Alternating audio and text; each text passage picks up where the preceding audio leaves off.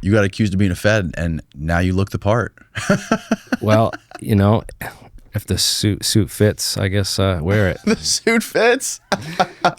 I don't know. But I just can't believe I'm sitting here talking to you. I just saw you on Joe Rogan like 2 days ago, dude. That blew my mind. Yeah, blew my mind too, bro. So I just want to say I'm dying to know what the secret that Bob Lazar told off air is, because he... Okay, the secret is Bob Lazar had a quantum anti-gravity dildo in his ass.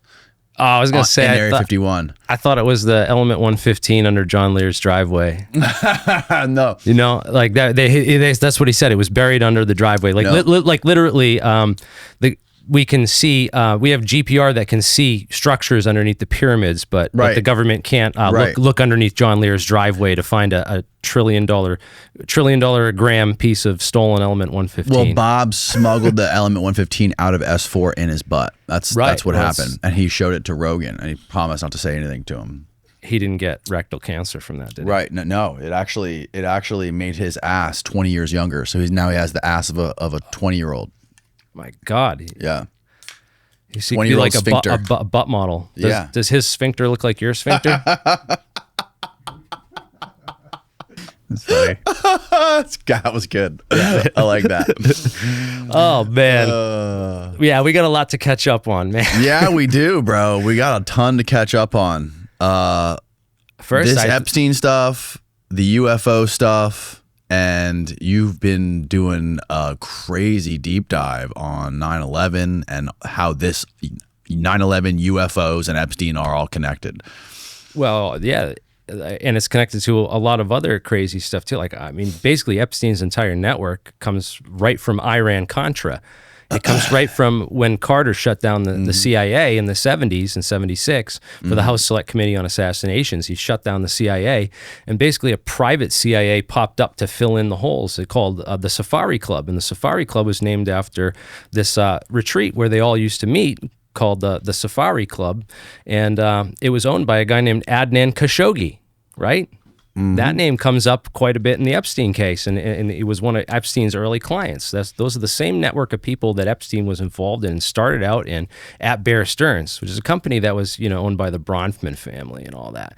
And you dig into these families, they got rich during Prohibition, got a lot of money during Prohibition, and they also have their hands in a lot of history, a lot of hidden history when it comes to behind the scenes stuff, not just Iran-Contra, but the Bronfmans had an operator similar to Epstein, was this kind of operator for these billionaire elite families. Back in the day, they had another guy named Jack Alston Crichton who ran for the governor of Texas in 1964 against Governor Connolly in Texas. And also George H.W. Bush ran for the Senate that same year in Texas. So both of those people, Jack Crichton and George H.W. Bush, it turns out were deeply tied to the JFK assassination through the documents and the history that the researchers have pulled out of this. Jack Crichton was in the 488th Intelligence Squadron with George Lumpkin, who was a captain on the Dallas police force, driving the car in front of Kennedy that slowed down right in Dealey Plaza so that they could take the shots. They had an ambush there waiting for him.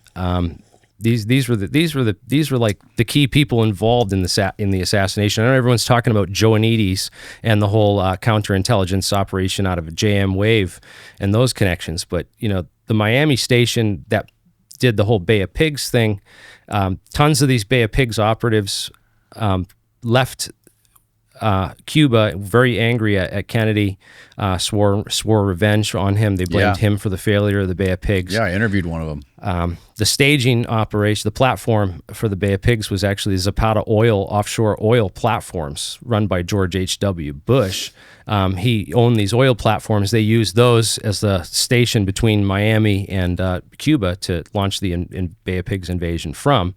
So Bush was tied to this whole network of CIA, anti-Castro Cubans, and then also the CIA in Dallas and a bunch of these oil men. Jack Crichton was business partners with D. Harold Bird, who owned the School Book Depository building, where Lee Harvey Oswald was shot from. Right. And then you have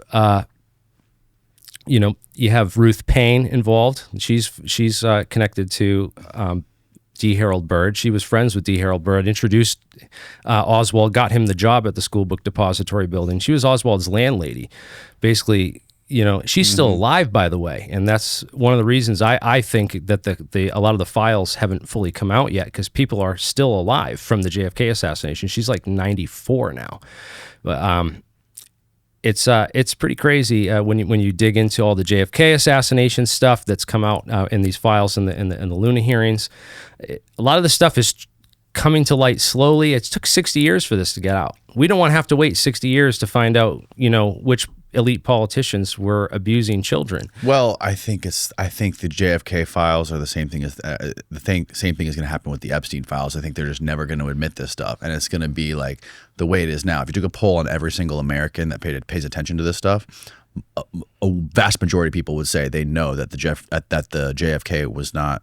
That Oswald was not the lone shooter, right? Like, people know there's a conspiracy behind that, whether they understand like who was truly behind it and who specifically all worked as a part of it. I don't think people know that, but like, people can see the forest for the trees, that this was something that was covered up by the U.S. government, and it's the same thing with Epstein. And the U.S. government's just like giving us the middle finger, saying "fuck you, you're never going to find the truth." No, good luck. It's sad that we live in a country where the people inside the prisons do more to protect us from child abusers than our government. Because these people go to prison, they get the crap kicked out of them by inmates. Like, once inmates find out that you're a child molester in jail, it's like you're done. Yeah, you're done. Mm-hmm. Like, but the government, it's like, no, we're going to protect these people. Yeah, that's just messed up, man. It's like, I just don't. Tim Dillon really said it best about America. He said, America has become, when you're going to vote for the president, it's just pick your favorite file. Pick the file you agree with, because all these people are compromised. It's almost a prerequisite to have some sort of blackmail on you to be a leader of the free world, or to have any high position in government or intelligence or anything. That's so crazy how they told us we're getting the files. They got people to vote. A lot of people voted for Trump because they wanted this all to come out. A lot of stuff. Right. That's what he ran on. He literally ran on releasing the Epstein files. It was one of the major things that he ran on. And now he's saying, are we still talking about these Epstein files? Come on. Oh, this is the weird thing, right? In those press conferences, the interview, he's standing next to his department, head of the Department of Commerce, which a lot of people are like, who's this guy? I've never seen this guy before or heard of him before. And, I remembered who he was. And I was like, oh, this is Howard Lutnick. Howard Lutnick was the CEO of When was this? In the press conference where Trump basically takes questions about Epstein and calls his base stupid for being interested in the Epstein files. He's sitting directly next to. Is this the one with Pam Bondi? No, this is not. There's one in the White House conference room, and then there's another one. Can you find the one where he's talking about Steve, so we can see Howard Lutnick sitting next to him? Howard Lutnick sitting right next to him, man. So I was amazed. I said, why is Howard Lutnick covering up for this? And you find out, this is one of them. I know that you can find the clip while we talk about this for a second, but he's sitting next. This is the clip where Trump calls his base stupid. Basically, I haven't seen this one yet. He insults his base. So he says, everyone, the people who are interested in this are stupid, and basically calling people silly. Oh, it's old news. Let's not worry about this. It's nonsense. But he's sitting next to Howard Lutnick, and I'm saying, how is Howard Lutnick covering up for all this? And then people have pointed out that, well, Howard Lutnick bought the house right next door to Jeffrey Epstein. That Epstein was running his whole New York operation out of 971st Street.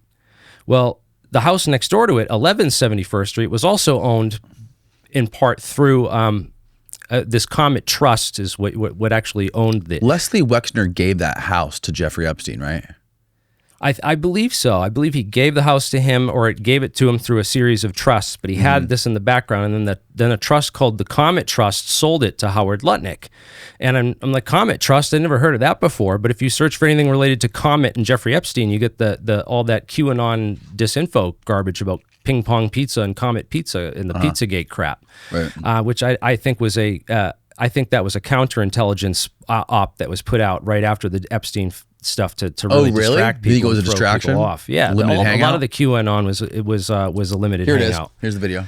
Yeah. So he's hit it. I'm curious, why do you think your supporters in particular have been so interested in the Epstein story and so upset about how it's been handled? I don't understand it. Why they would be so interested.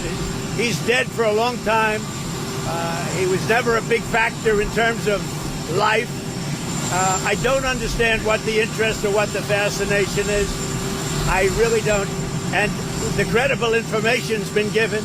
Don't forget, we went through years of the Mueller witch hunt and all of the different things, the Steele dossier, which was all fake. All that information was fake. But I don't understand why the Jeffrey Epstein case would be of interest to anybody. It's pretty boring stuff. It's sordid, but it's boring. And I don't understand why it keeps going. I think really only pretty bad people, including fake news, want to keep something like that going. But credible information, let them give it. Anything that's credible, I would say, let them have it. So here's the thing. Yeah. Here's the thing.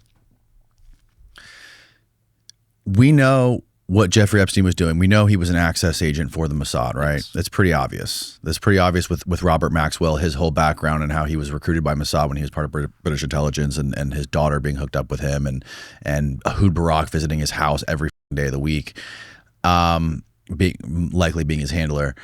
Here's the thing. If Jeffrey Epstein was an access agent to the Mossad and he was gathering intelligence and keeping blackmail on all these powerful people around the world, right?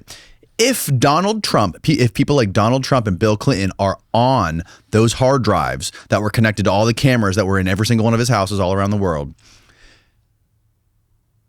they're not going to let anyone else have that. That's a nuclear bomb.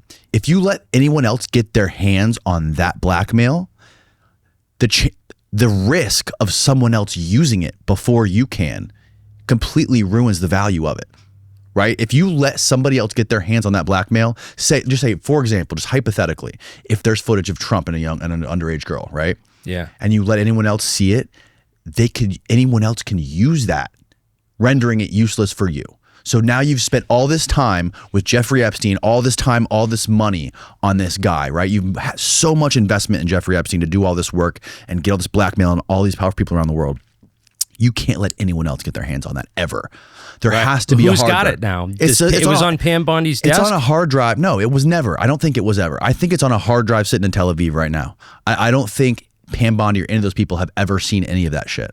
Why do you think Kash Patel did a 180? He went from I'm gonna shut down the FBI and make it a shrine to the deep state to, being basically this, a cow. It's hilarious. It's hilarious. I mean, he sat right in front of Rogan on his podcast saying, "There's nothing. As soon as I see it, you'll see it." Like, right. Okay. Well, I thought there's a lot of suspicious stuff going on there. She said it was child porn. She said that she had tons of. No, I'm sorry. She didn't even say it was child. Did she say it was child porn? She just said she found disgusting. No. It was all internet.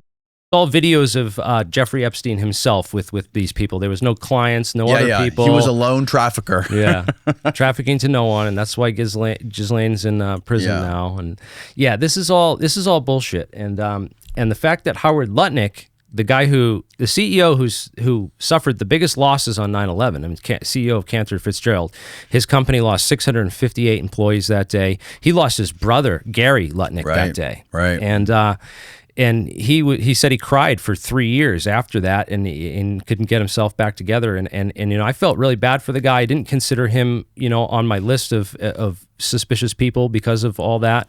But the fact that he's on, with Trump defending the release of these Epstein files, when he bought the house next door to Epstein, lived in that house next door to Epstein on 11, and it's interesting, 9 and 11 People like Andrew Huberman and Dr. Rhonda Patrick have talked about a special compound called epicatechin. It's found in dark chocolate and green tea. It's shown to improve blood flow, delivering more oxygen to the muscles and the brain. Studies show that it reduces stress and fatigue while improving mood and enhancing muscle growth, strength, and recovery. One study found that it boosted muscle growth factors by nearly 50% in just a week. But don't reach for chocolate bars. Processing destroys these compounds, and you'd need an impossible amount to get the results. That's why Verso created Morning Being, a rich, chocolatey morning brew packed with epicatechin, cocoa polyphenols, antioxidants, and electrolytes to fuel energy, performance, focus, and longevity. Unlike coffee and other coffee alternatives, it supports muscle recovery, cardiovascular health, and cognitive function, all without caffeine crashes. Cocoa powders, drinks, and other products are commonly contaminated with high levels of toxic heavy metals, but Verso conducts third-party testing on every batch to ensure they have pure, high-quality cocoa, prioritizing safety and high antioxidant content. I personally use Morning Being to replace my second cup of coffee, and I can tell you I have far less energy crashes, longer sustained focus energy, plus I love how I get my daily dose of superfoods from it. If you're looking to improve your health with something that's actually backed by research, click the link below or head on over to ver.so/Danny and use my code Danny, DANNY, for 15% off your first order. Again, head on over to ver.so/Danny and use code Danny for 15% off your first order. 71st Street in New York City, where the address is that Jeffrey Epstein owned. You can't be connecting those dots, but bro. Well, there's some weird dots here. Because you're saying because it was 9 71st Street and 11 71st Street, it's 9/11. Yeah, that's a crap connection. But some people have made that connection. But I'm sure they have. But how about this?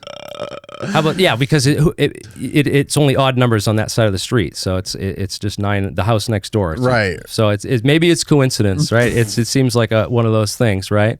But here's the interesting thing: is that Howard Lutnick, if you're going to commit a massive crime and a financial crime, the best thing you could possibly do is to disguise yourself as a victim and to portray yourself as a victim.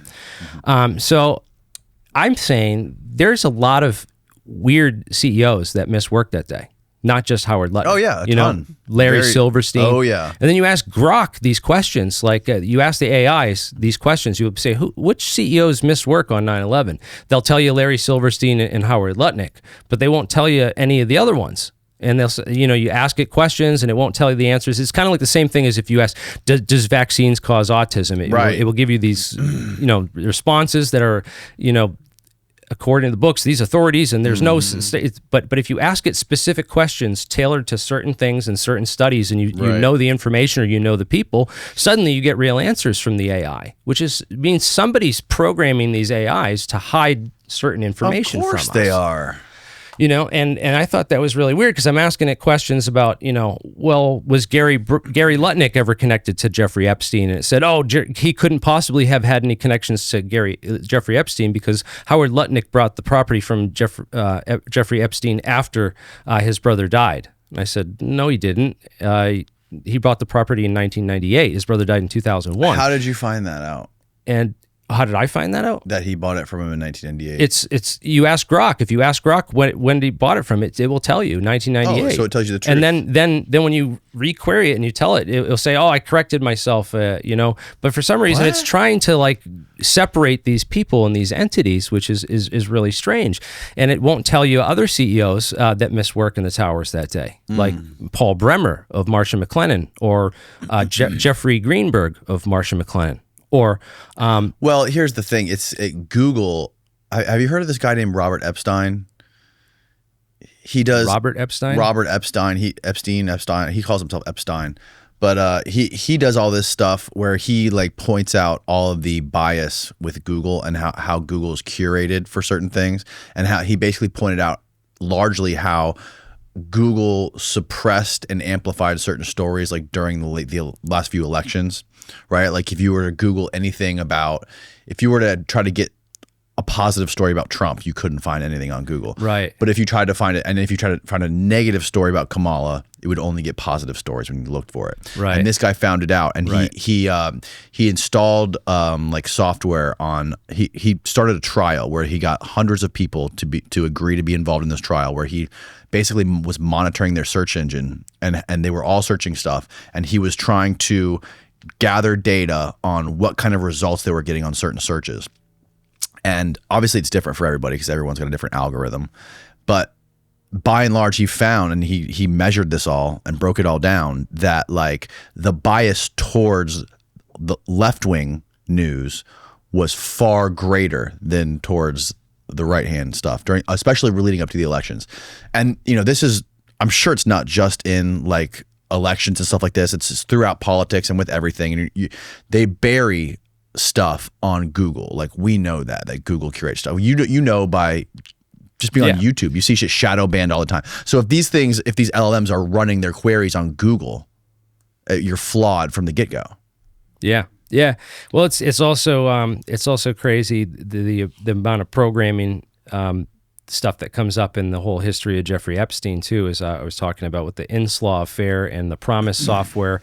Robert Maxwell was part of the team that stole the Promise software from the developers who made it. Really? And he sold a backdoor copy. Yeah, well, the guy who stole it was Ben Orr, who was later identified as this top Israel spy, Rafi Itan or something.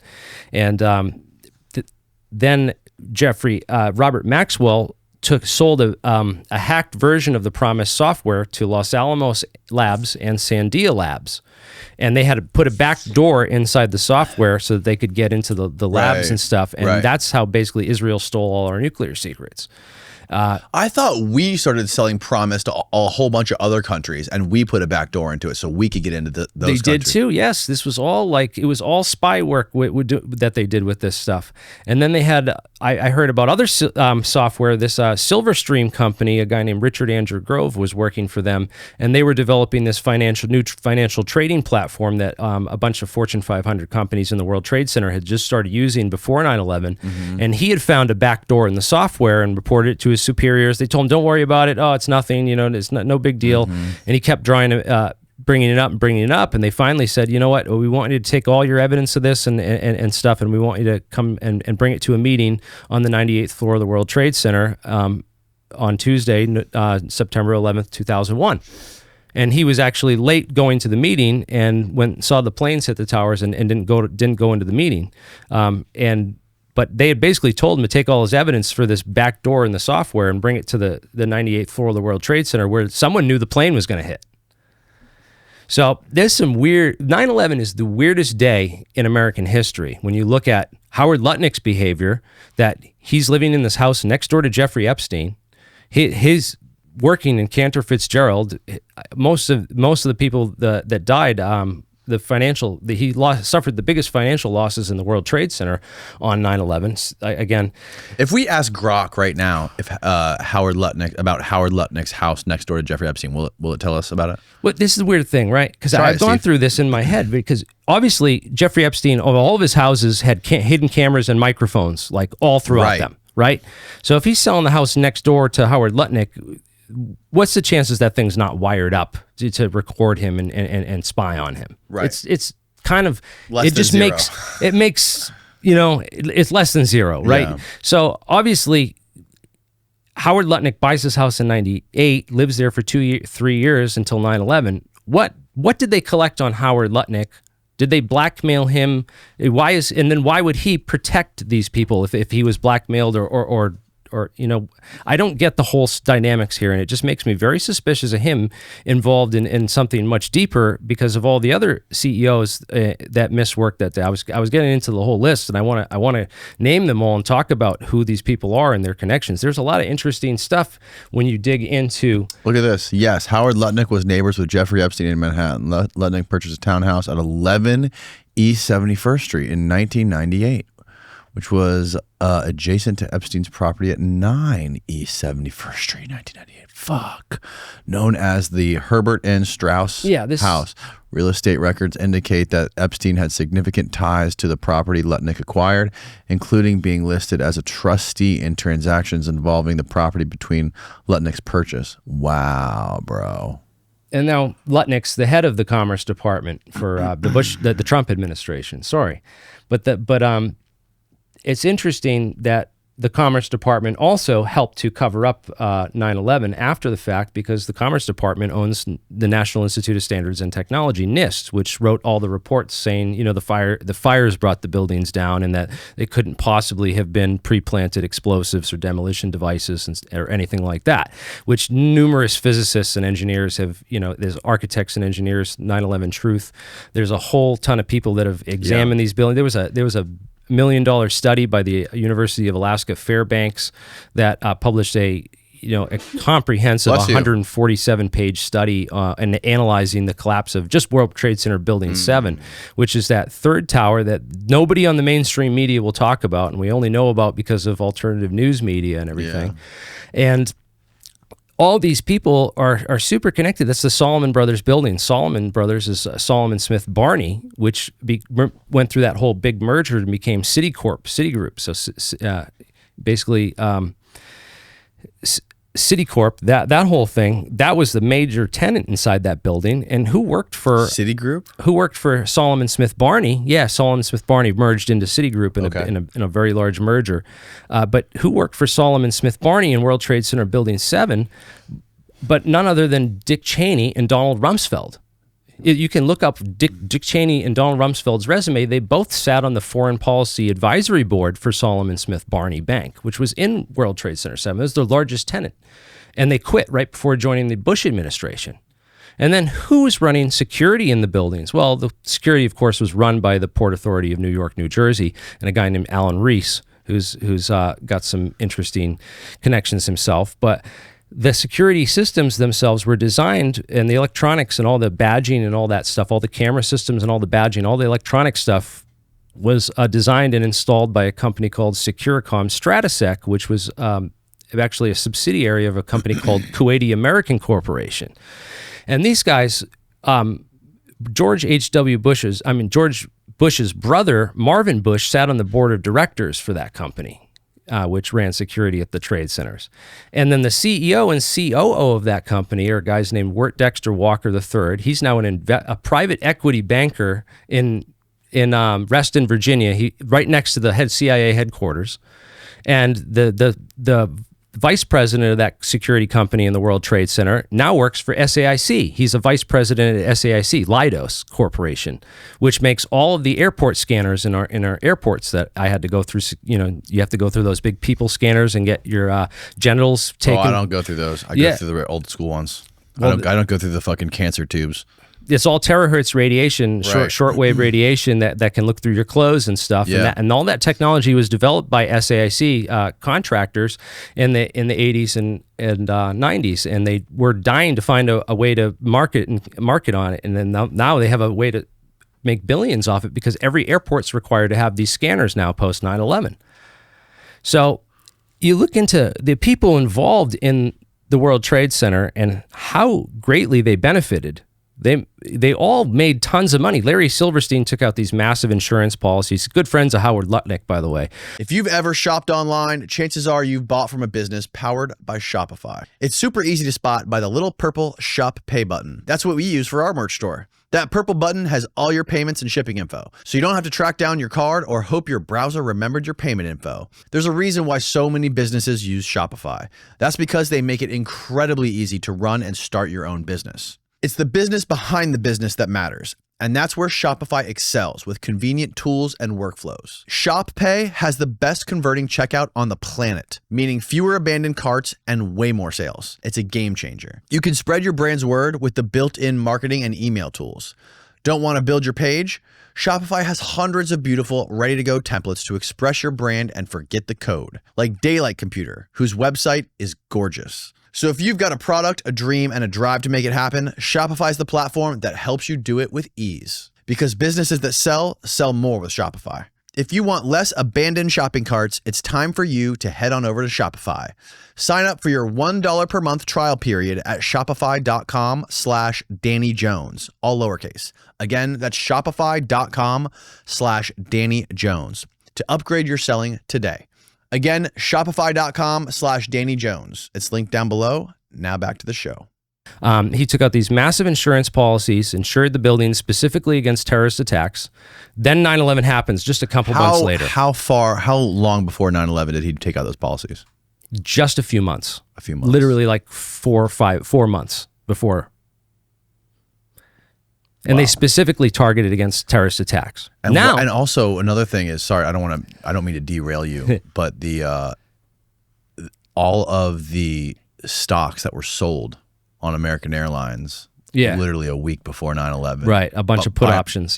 Put options by American politicians, right?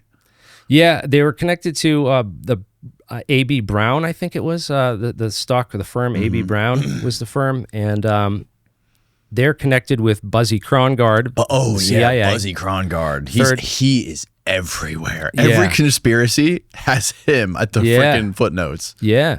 And also Wirt Dexter Walker, the third, the investment banker. I said that, the only thing he does in his life is run CIA front companies. Glor Forgan. You look at his whole history, it's literally he's just a managing guy. He's a business plant guy for CIA front companies, and he runs a company called Eigerhawk Private Investments in Reston, Virginia right now.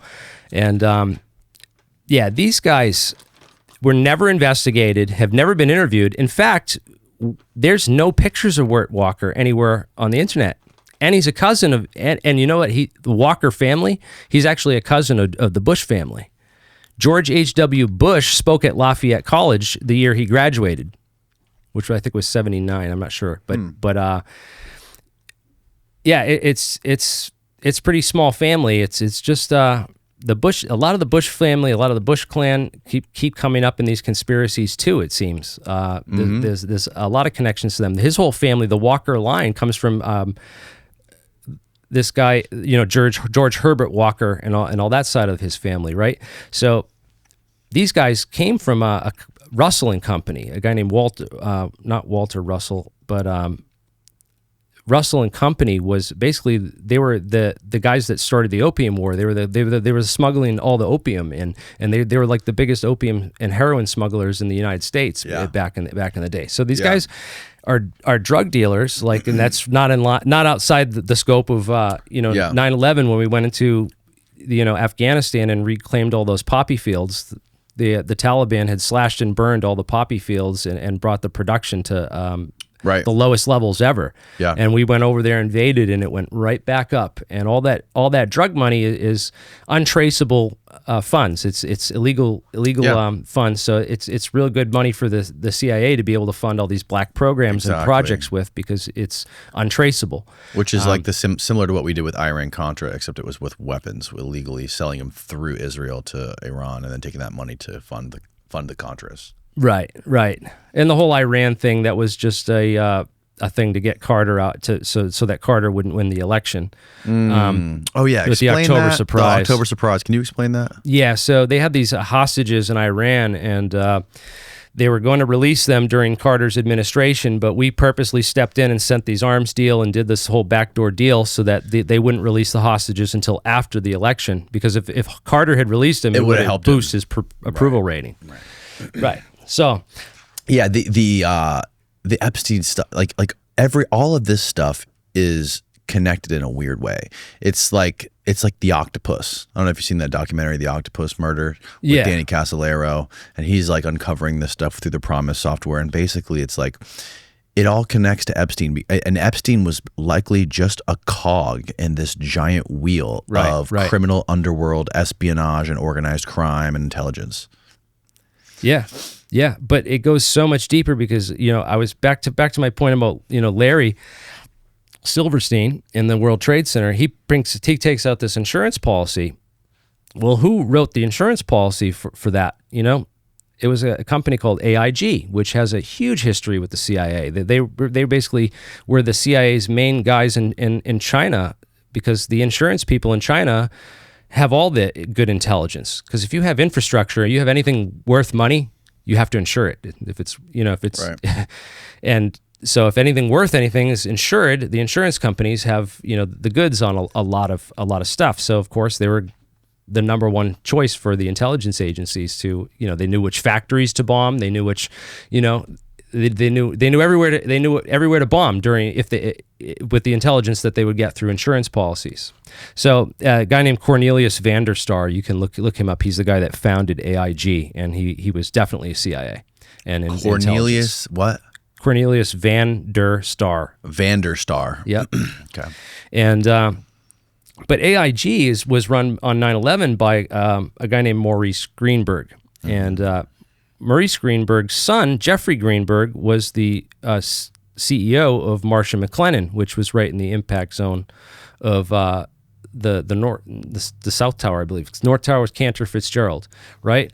So L. Paul Bremer is also working for Marsh & McLennan. L. Paul Bremer is also the head of this National Commission on Terrorism at Harvard. And he's basically this guy that's writing a lot of the literature and the scope on terrorism. This, warning people that, this threat of terrorism is going to be the new thing once, it's basically the Cold War was, the idea of the communists and the Cold War was, running out of time, and they needed a new Soviet new Union threat. fell. Yeah, they needed a new threat. So after the Soviet Union, a lot of these guys were hired to, how do we get money now, and what kind of threats can we, come up with and create around the world to generate more wars for profit for our, businesses and stuff like that. And two of the guys they hired for that were a guy named Brian Michael Jenkins and L. Paul Bremer. And Brian Michael Jenkins ends up working with Kroll Associates to design the whole World Trade Center security system alongside these other guys.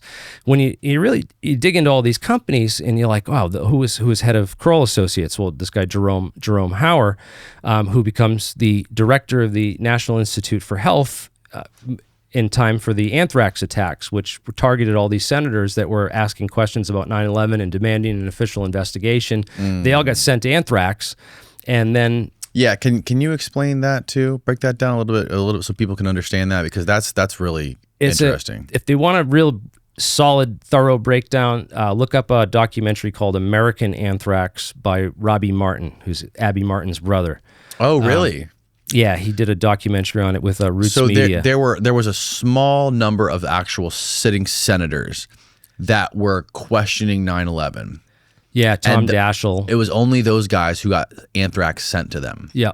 And they later found out that the anthrax was created by the FBI or sent from like an FBI. A U.S. bioweapons lab, and it was basically it was an inside job to get people to not investigate 9/11 and not open inquiries before they could destroy enough of the evidence. What was Abby Martin's brother's name? Robbie Martin. Robbie Martin. Yeah.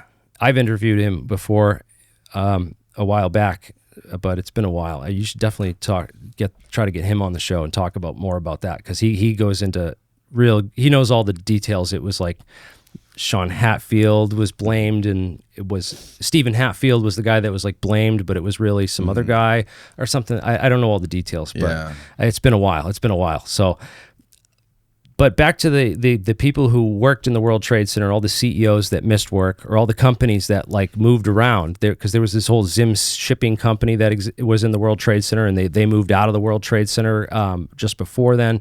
And then you have in the Pentagon even this corporation called AMEC Corporation, which is, this guy Peter Jansen, who owned AMEC, was good friends with Donald Rumsfeld. They had a $258 million contract to refurbish the entire west wing of the Pentagon right before 9/11. In the months before 9/11, they were moving offices all out of that wing, moving people all around. And it was lucky for us that the terrorists hit that wing that was just being remodeled, because there was a lot of construction going on there, so not a lot of people were in their offices. Only like 212 people died at the Pentagon in the attack, when normally that office, that large of a section of the Pentagon, it would have been like thousands of people normally in that area. So also, people claim it was a missile. People don't think it was an actual jet, because the footage is weird, and the FBI confiscated the footage, right? But there's pictures of Donald Rumsfeld picking up pieces of what is clearly an American Airlines jet and getting pieces off the lawn, which is, I don't agree with all the theories. That, again, we're separating conspiracy theory from fact, because there's been too much theories that have gotten in the way of all this. So all the stuff that you're talking about is not speculation. No, it's not speculation. This is all you can verify and look this stuff up. And it's all factual. Got it. It's like basically a crime scene proximity investigation is saying this should be treated as a crime scene. Who was close by, who was involved, and who's got the closest proximity to this crime scene. And one of the people with the closest proximity to that crime scene was Howard Lutnick, who's now covering up the Epstein files right next to Trump. And it just makes me feel like the Epstein files have to connect to 9/11 or something. You say that there's these people sleeping with underage girls, and that's going to be. I don't think that is inflammatory enough. Danny, I think that what do you mean? They can release all that. They can release all that, and people aren't going to be like, if we come out and it shows that Jeffrey Epstein worked with this network to compromise CEOs in the World Trade Center and set them up to be part of a 9/11 conspiracy, then people are like, oh, the government can, they'll never trust the government again ever if they the 9/11. Well, they won't. I don't think 9/11 is so much bigger than this Jeffrey Epstein case. It is so files. Yes. This is mass murder. I mean, thousands of people dying. I mean, it's hard to play the game of what's worse with those two things, because they're both insanely evil things. But people that have, it's different, because you have, like, with the 9/11 stuff, you have you're going down, like everyone goes down with the ship at once. Yeah. With the Epstein stuff, specific people can go down by themselves, like Donald Trump or Bill Clinton or whoever else is on there, right? And people like Donald Trump are going to do anything they can and use every last penny at their disposal to try to escape it and try to get out from under it. So, well, yeah, anyone who's stuck in that sort of a position. I think both of them would cause a revolution in the country. I think if we found out that all these people that are running the government, all the a handful of ex-presidents and people in intelligence or CEOs, I don't think CEOs would do it, but I think like if Trump and Clinton and a lot of people came out and it was proven that they were and that they were doing this kind of shit, I think that could potentially cause an uprising. And I think 100%. If it came out unequivocally hard evidence that 9/11 was an inside job, the same thing would happen. Right.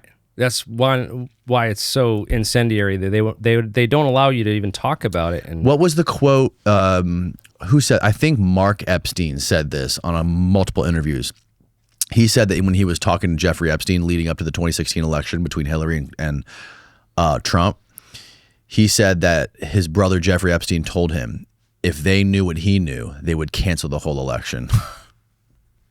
And it's crazy because that election, it's like Jeffrey Epstein got arrested and all that stuff came out in 2019. And it's almost like the people involved, like Bill Gates, who were on that list and was meeting with Jeffrey Epstein, even after he was arrested and convicted, still going into his house and still meeting with him and stuff many, many times, it's so crazy that they literally shut the world down with COVID. They released a bioweapon on the and shut the entire locked everybody down. And it was right when the Epstein stuff was coming out. Do you? Then this is something that I've been thinking about. Do you think it's possible that with all the COVID passport stuff, all this new stuff that's going on with Doge and Real ID and the Genius Act passing with the stable coins, it seems like there's all these little elements of control of the population that are coming together, and then Palantir coming in and trying to consolidate all this information on everybody. If you were the government and you knew that some of these secrets could potentially come out in the near future, whether it be Epstein, 9/11, or even like UFO disclosure, right? That they know that UFOs are real, aliens are here controlling the world.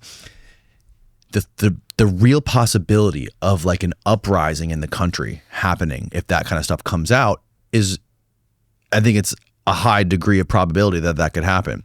So before that, why not lock down total control on the population first? Yeah. Well, they know it's coming. I mean, with the internet and they've really tried to crack down with the algorithm to prevent the spread of information. I've noticed the algorithmic shadow banning. I've noticed the prevalence of these bots, these bot armies. It seems to be a lot of these influencer bots and stuff, and they're around certain subjects and stuff. And then they've really tried to corral people away from this information and take the people spreading it and really silence us. I've been, talking about this stuff for 20 years now, and I feel like now finally that people are interested in the Epstein files, maybe we can get them to look into 9/11.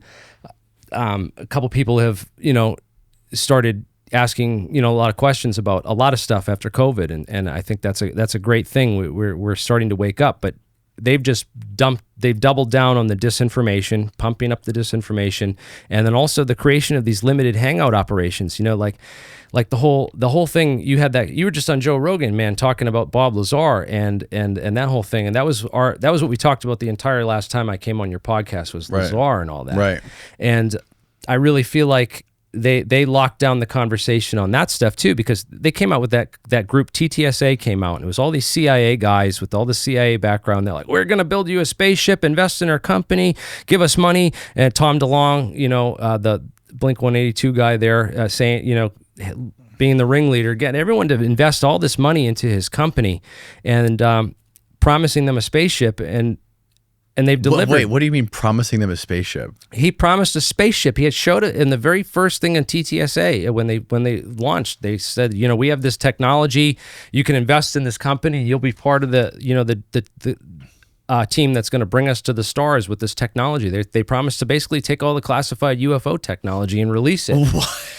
And they raised tons of money. Yeah, they raised millions, and they instead gave us an entertainment company. And he made a bunch of books. And including and I think now they're selling. I don't know what they're doing now, but you can go to TTSA and see mostly T-shirts and stuff now. But their big guy was Lou Elizondo, and then Lou Elizondo branched off of that, and he came out. They promoted him as like this was the guy. He ran the Pentagon's UFO program, And you look into Elizondo's background, and it's like, this guy didn't run the program, bro. This guy was a torture czar at Guantanamo Bay. For Christ's sake, he ran the RDI program. Khalid Sheikh Mohammed accused the guy of being the person responsible for torturing his son in front of him. He basically electrocuted Khalid Sheikh Mohammed's son's testicles in front of him until he admitted to doing 9/11. Really? That's what they did. Elizondo himself. This came out in like an interview or something with Khalid Sheikh Mohammed? It's in all the notes. It's in his files. There's all these guys, all these people that they accused of 9/11. And he denies all this?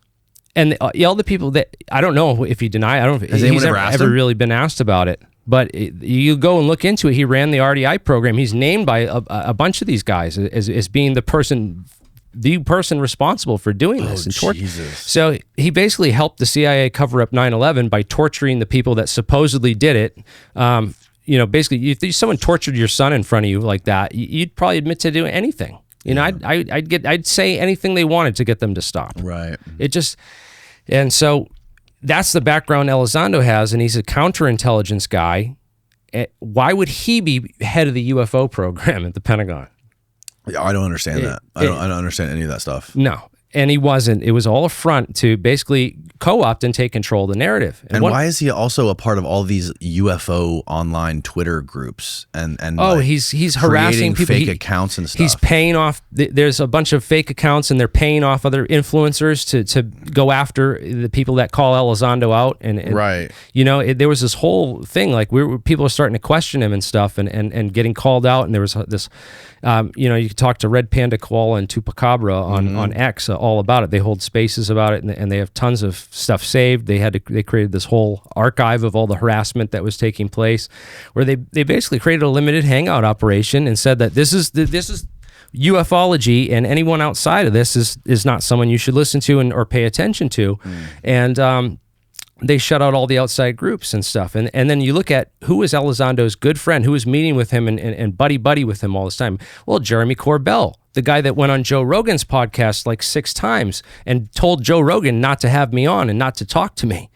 Like he told all he. How do you know that? Because I have emails from Jeremy Corbell to lots of other people that I've tried to interview in connection to the Bob Lazar case, that he's written emails to physically telling them not to talk to me, and to ghost me. But really? Yes, I do. I have them. They're authentic. They're from his email address and they are real. And he copied you on them? No, the people who he sent them to sent them to me. Forwarded them to you so that I could see what he was and know what he was up to. And why do you think he did that? Because I'm ruining his grift. His grift is this Bob Lazar thing, and he's got all this popularity and fame in the UFO field right now, and he's doing better than he ever did. I think it's just ego. Jeremy Corbell was selling quantum jiu-jitsu videos in California, and he was sprinkling blood on pictures of Sharon Tate and selling it as art. Okay. He had an art studio in California where he literally just sprinkled blood on pictures of Sharon Tate and sold it as art. He was trying to figure out a niche and make a living somewhere, and then he found UFOs and he was like, jackpot. Yeah, this guy is a nobody. Quantum jiu-jitsu stuff is funny. I saw the videos of that. I don't know. He's not like, and it's funny because they have him on TMZ and they brought in these fake podcasters who I've never heard of. This girl Kelly Chase of the Rabbit Hole UFO podcast is on TMZ being like, Jeremy Corbell's been into UFOs for a really long time, and he hasn't. Is this the girl that just called me a and CIA that's the girl person? that called just recently. Yeah, she just recently said you're like a useful idiot. Well, that's probably true, honestly. Intelligence asset. Well, hey, I could be. I'm sure I've had a lot of people on here. I'm sure I've been a useful idiot at one point or another too. I don't get everything right all the time, and I know for a fact that intelligence agency have tried to infiltrate my work and my show and my groups, everything we've done. So that, because we run the propulsion conference. We got all the scientists together who actually worked on this stuff and interviewed them and brought these groups together and stuff. So we've done a lot of. And you actually had the FBI raid you, right? We had the FBI come to our lab at Falcon Space down in New Jersey. Yeah, Mark's lab got raided. What happened with all of that? What was it? How did that happen? I believe it was due to a guy who was working with us at the time, who we brought into the group. I'm not going to say his name or anything. He's a weird character. Apparently, he went back to New Mexico and went out with this Indian tribe and told them all about the UFO disclosure and stuff. And they said he's part of some sacred. He's with the Hopi Indian tribe down in New Mexico now, and they think he's like some kind of savior according to their prophecy. And he's like big. He's like the big shot in their tribe right now. It's kind of because of the UFO disclosure stuff. Wow. But he was in our lab, and we had. I don't know. I think he might have heard some information wrong about something and reported it. But they were looking. According to the FBI, they were at our lab looking for a report of that we were building weapons grade uranium, and Wow. they went around with a Geiger counter to see if we had hot. So you think you got like swatted or something? Yeah, almost. It was really, really strange. I almost. That's pretty crazy. But the FBI showing up, yeah, to look for weapons grade uranium. I mean, yeah, at our anti-gravity lab that we're trying to replicate all these old. We tried to replicate the Boeing Alzafon study on anti-gravity from 1981, or trying to replicate the Biefeld-Brown stuff. Right. Which Jeffrey Epstein was super interested in, by the way. Jeffrey Epstein was super interested in gravity. Right. Yeah, Yeah, because he had a lot of those people on his island. Lawrence Krauss, Stephen Hawking, a bunch of guys on there, over there. And, explain. So what do you think was happening why was he so interested in these physicists and these people that were, high up at these academic institutions? And he was also a part of like the mathematics program. He was contributing to it, the mathematics program at Harvard, right? Yeah. Yep. The one that Eric Weinstein was at. So you don't forget that Robert Maxwell, okay, Jeffrey Epstein's mentor and basically the guy that, he's working for Ghislaine, and Ghislaine's just working for her father's, network and doing what her father did. Her father owned Pergamon Press, so he basically created all the journals in science and basically built science around this whole process called peer review. Yes. And really amped up the peer review in the process of it. But what he did in that is he created all these journals in this peer review process, which has to go through these journals. So basically, you've created a conduit now through which you can control what gets published in science and what gets out there and what doesn't. And that's a great trap for the intelligence community because, you know, you need to make sure that disruptive science and technologies get into your hands first and not someone else's, right? So it's no surprise that these kinds of people, the intelligence agents, were onto that sort of thing, you know, and using Jeffrey Epstein and his network because, you know, hey, scientists are humans too. Even Stephen Hawking in his wheelchair apparently had girls sit on his face or something. So, you know, we all get horny, bro, right? If you ain't horny, you ain't, what is it, healthy? He me. I sat on his face for 5 minutes. It's your commercials. Anyways, so here's the idea. They're compromisable, and then once you got them in your pocket, you can control the science through those. And then, but the interesting thing is how they've propped up these people in the mainstream too. Is like because Lawrence Krauss comes out and he has this public debate in the academic field. They want to let's have Lawrence Krauss, you know, take the UFO subject seriously and have a real serious conversation about it with one of the experts. So who do they bring in? They bring in Nick Pope.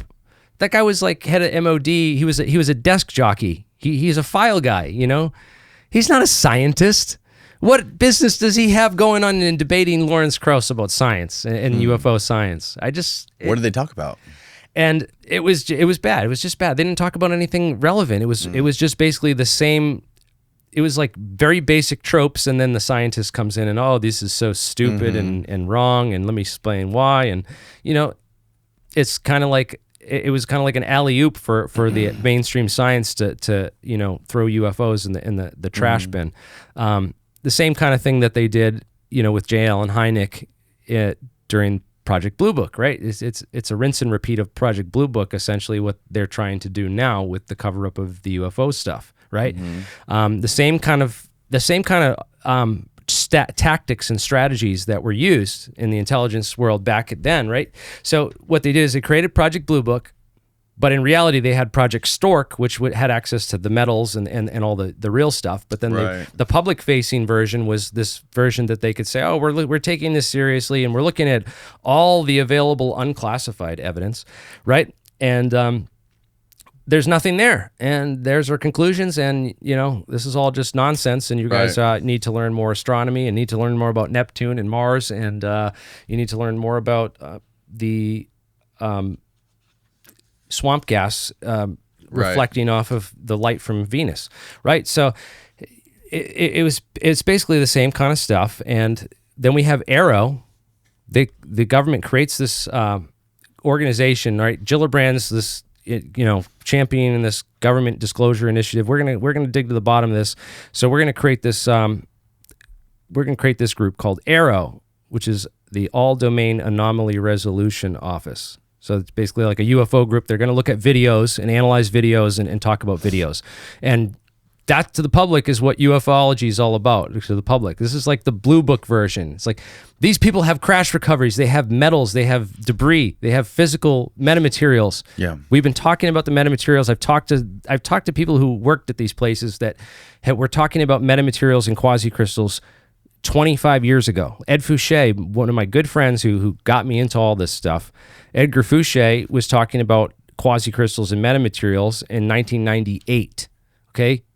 This was decades before TTSA ever came out and we're talking about metamaterials and these types of things. And now we got an F-47. You know about that new fighter jet that they got? The F-47. You never heard of this yet? No. Hey guys, if you're not already subscribed, please hammer the subscribe button below and hit the like button on the video. Back to the show. This thing has no movable wing surfaces on the craft. It's all metamaterials. It's super advanced. The thing can go invisible. It can go hypersonic. What? Yes, look this thing up, man. This is next generation. This is basically like a couple steps away from UFO. Is this already done, or are these concepts? No, this is real. This is declassified. It's out there now. Whoa. And so if this is declassified... Click on that article, Steve. If this is declassified, we got something better already. Oh my God. If this is declassified, we have something 20 years more advanced than this. Absolutely. Damn. Zoom in a little bit. Okay, this came out. When did this drop? Find the date. It should be up top. It was just this year. Right? April. Yeah. April. Okay, zoom. Go back down to the beginning. Zoom in. The U.S. Air Force is firmly of the view that its new F-47 6th-generation stealth fighters are key to how we win in future fights, according to the service's top general in charge of force structure planning. Blah blah blah blah blah blah blah blah blah blah blah blah. Give me some good stuff about like how it's made. The F-47 won next generation air dominance combat jet competition as a fantastic day for the Air Force. Get me to the metamaterial shit. I want to know how this thing's made. What does it say? I don't know if they're going to give you too many details, man, because it's a lot of stuff. It's certainly insanely cool looking. I can do some more searching. It's not in this. All right, it's not going to be on there, but find some goodies. It's super classified, and some people think that this is what crashed out. They were testing something that crashed out in Area 51 because there's a huge fire that happened out there. When? Just a couple days ago, man. Huge, giant fire. You know what's also weird is it was the same exact day the fire broke out was the same exact day a bunch of these guards from Area 51 went and testified in front of Congress, which is just bizarre coincidence, right? Yeah. And all these guards, like a guy named Fred Dunham. The Fred Dunham story was one we covered back in the 80s. They had all this metamaterials that they were using on the stealth planes, like the F-117, all that black paint, right? It was a barium titanate paint that was radar absorbent. It's basically a phased array mirror. So I want to go back to the peer review Epstein gravity interest with all the physicists that he was flying down there.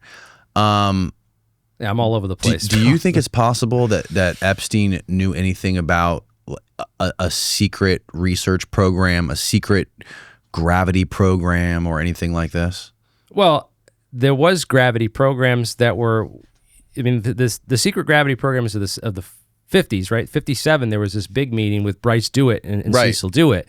And Richard Feynman was there, Herman Bondi was there, and also Weber, the guy who created Weber bars, which is what LIGO is based on. The LIGO gravity wave detector is based on Weber's stuff, and he got all that from the Bondi sticky bead. LIGO is the shit they used to find the pyramid shit, right?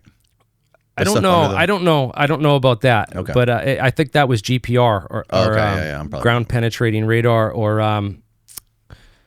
there's a different type of ground penetrating radar. It's called surface tomography, right? But no, that's a little bit different than the LIGO detects. Has like basically the X, and it measures the length of these two lasers in conjunction with each other, and it can detect very minute gravitational waves. And there's LIGO, but there's also a sister facility. There's another one that's the same that they use because they have two facilities they use to supposedly check the data to make sure both of them are working properly and they both match, right? So LIGO's like remember LIGO now. It's got the sister facility there. LIGO was the thing that they could figure out how to create earthquakes with, right? No, that's HARP.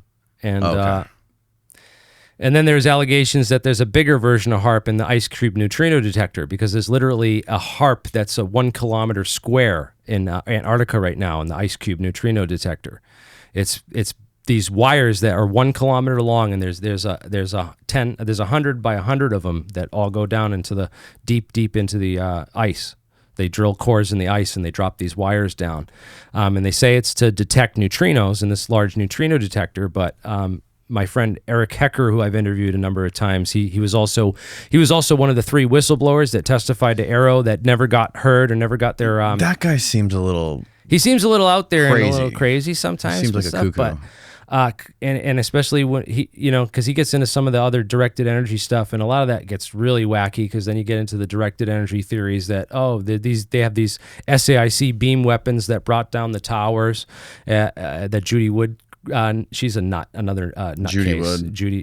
Dr. Judy Wood. Yeah. And and she's interestingly connected with this whole gelatin art group and that was in the World Trade Center. There's some weird connections there, man, to these guys that everyone blames and feels like, look, there's this Israeli art students that were working in the World Trade Center. It must have been Israelis that blew up the World Trade Center, and Israelis did 9/11.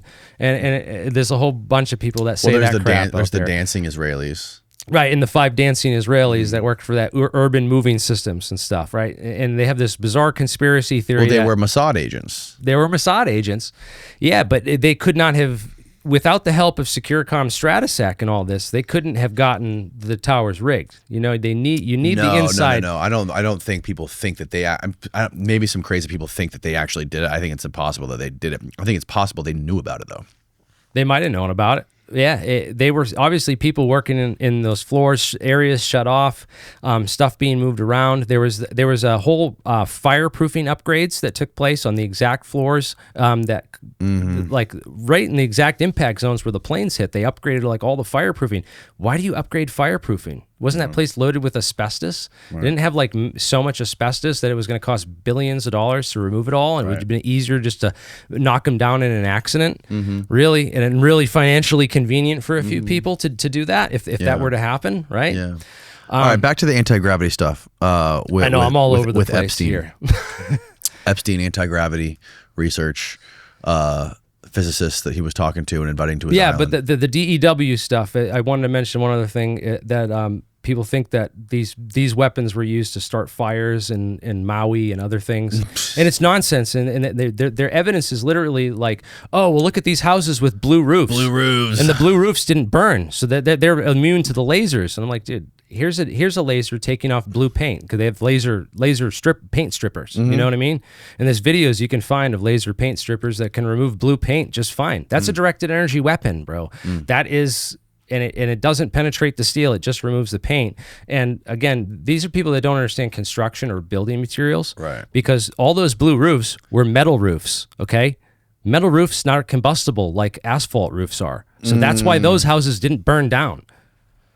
So it's nonsense though, like the amount of disinformation and miseducation. But again, the SAIC did build a lot of directed energy weapons. They've been involved with this whole Excalibur project, right, to build the Star Wars Defense Initiative, these space lasers that could shoot nukes out of the incoming ICBMs out of the sky, right?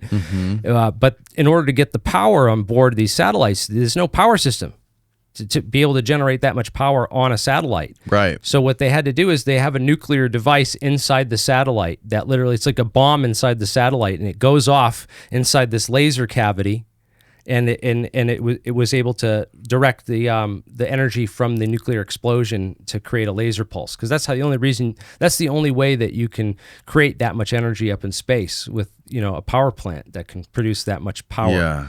Yeah.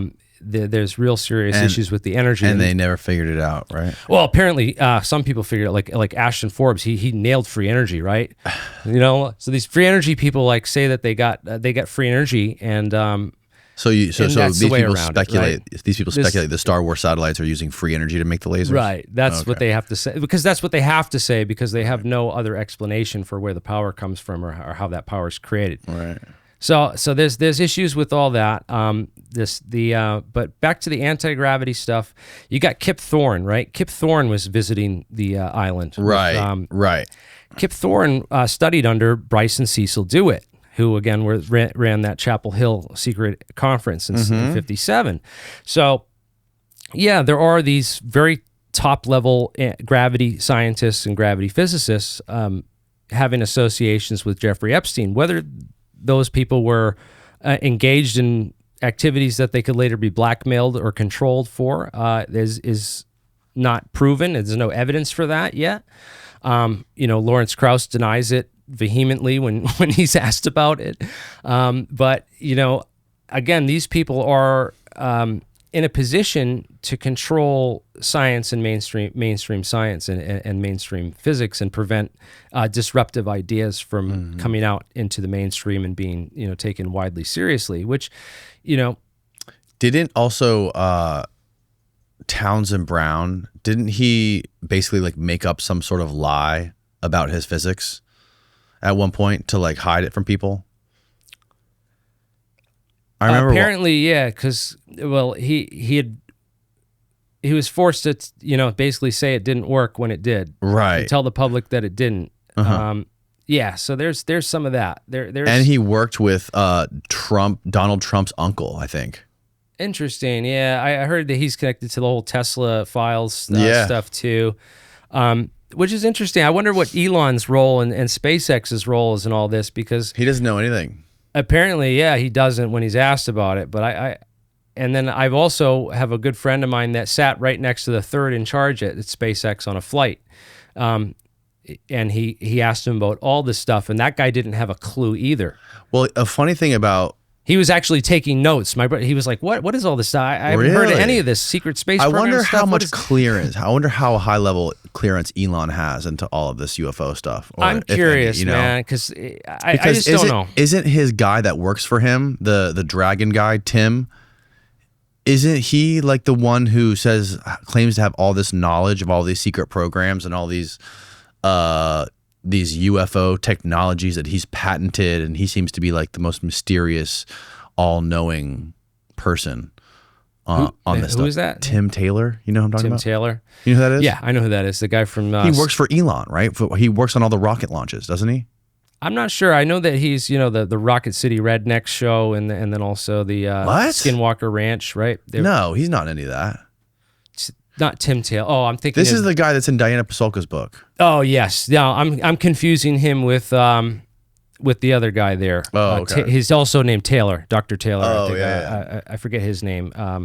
If it's Tim. No, I'm talking about the guy who's like the dragon. He calls himself the dragon at all the launches at Cape Canaveral, and he's the one who like sits in a room and is supposed to like watch all of the NSA satellites, drones, and like make sure this rocket gets into the atmosphere safely. You don't know about him? I've heard of him. I just got him confused with the other the other Taylor guy there. Chris Bledsoe talked about him a lot. He said visited Chris Bledsoe and told him all kinds of crazy stuff. I've never talked to him. I'd be interested to meet him. No one he has, except for he's never coming. Like again, we have the APEC group. So we invite a lot of people in there publicly. Oh, you're thinking of Travis Taylor. Travis Taylor. Yeah, different guy. Yeah. That's who I confuse him with. But you can see why. Yeah. Right. So. Right.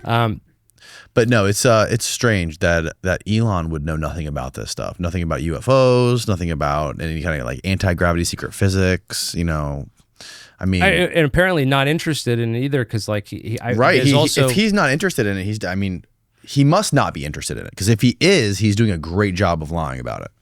Again, he's not the only Tim Taylor and they're not the only ones working on this kind of stuff too. There's lots of other scientists that have done a lot of other work. like Amy Eskridge's father there, Richard Eskridge, and then also that's the scientist that we knew that killed herself. You know about that? The NASA scientist girl that killed herself? No. Amy Eskridge? I don't know about her. You never heard about her, man? No. Well, she had to try to like infiltrate our group. I felt that she was like, at first we thought she was a high level source because her father's Richard Eskridge. He's got all these plasma gravity, plasma propulsion patents and stuff for NASA. Does a lot of classified work and stuff for NASA, and she was telling us, "Oh, I know how anti-gravity works. I know how all this stuff works, and I can't wait to tell you guys all the secret, and I'm going to help reveal it." She was like telling us she was going to be the one to bring disclosure, and I thought that she was I thought she was like working for the intel agencies. I'm like, this girl's infiltrated our group. She basically she got into our group, and then she started dating my main lab guy, Mark. She started dating him, and I was just like, oh my god, they just got into my group and infiltrated me. Like, holy crap! And I thought she was a spy the whole time, and I just couldn't stand her. But now she killed herself in a couple of years ago, and there's a lot of people online that think there's a bigger conspiracy involved in it, and then also think that who did she work for? But she worked for her father, and I don't know. She worked for a couple different companies and stuff, and she worked for this Institute for Exotic Sciences with another friend of hers, and they were supposedly going to be developing this these. She co-founded the Institute for Exotic Science. Yeah, it's this group in Huntsville, and she publicly spoke about developing a sixth force and described her work as anti-gravity, though she acknowledged it was a non-traditional interpretation. In September 2020, she was allegedly blocked by NASA Marshall Space Flight Center from presenting her research. And we felt that like I don't know, something was up with that, because the Estes Park conference was run by a guy named, I'm sorry, I can't think of his name right now. But she was found dead by a gunshot wound, concluded a suicide. Yeah. Lived with chronic pain. Yeah, according to Reddit. A lot of interesting stuff going on with her case, but we should try using Grok, bro. I think Grok's better than. I think everyone think Grok is better. It seems to be than GPT. I don't know. Yeah, I think Grok's better than GPT. Yeah. It finds a lot. But you got to get the. You got to be logged in though, Steve. You got to have the super Grok. So we've been digging into this anti-gravity stuff as long, if not longer, than Jeffrey Epstein was. And I didn't, hire a lot of these people to come to my private island, as I don't have one. But we did set up our own conference after the Estes Park conference. It's run by Jim Woodward, and who's the Woodward effect, also called the Mach effect. And but that's again a whole nother story. And so there's all these different scientists that have come out over the years. They used to actually run this STAFE conference, which was the original DARPA conferences where all the propulsion stuff would be discussed and all the papers would be presented and picked up by DARPA projects and stuff like that back in like the 80s and 90s. So I knew the guys that were doing this like when I was just a baby, you know what I mean? And I've talked to and interviewed all them, got all their best info and all their best intel. If someone figured out anti-gravity in 1954, like Stephen Greer came and sat in this chair and told you that we know about it, we'd have it. And his. Well, don't you think that's what all the Tic Tac stuff is? I think that's like. Do you think? I think that's our stuff, our own anti-gravity stuff. They probably launch it out of submarines. Is that true though? I don't have the evidence for that, or is that of course nobody does? This is all just a psyop that they want us to believe? I wonder if that's just a psyop they want us to believe, because you look at right now you got Ross Coulthart saying that he swears the Tic Tac is a Lockheed Martin craft and that he's seen something that no one else has seen. And I know for a fact that Stephen Greer showed him something that was given to him by Michael Schratt, who's my one of my good friends. And Michael Schratt? Michael Schratt. That name sounds so familiar. Michael Schratt is a UFO archivist and a researcher. He's got a huge collection of UFO documents. He's caught every UFO library in the world. He has a full copy of their entire library.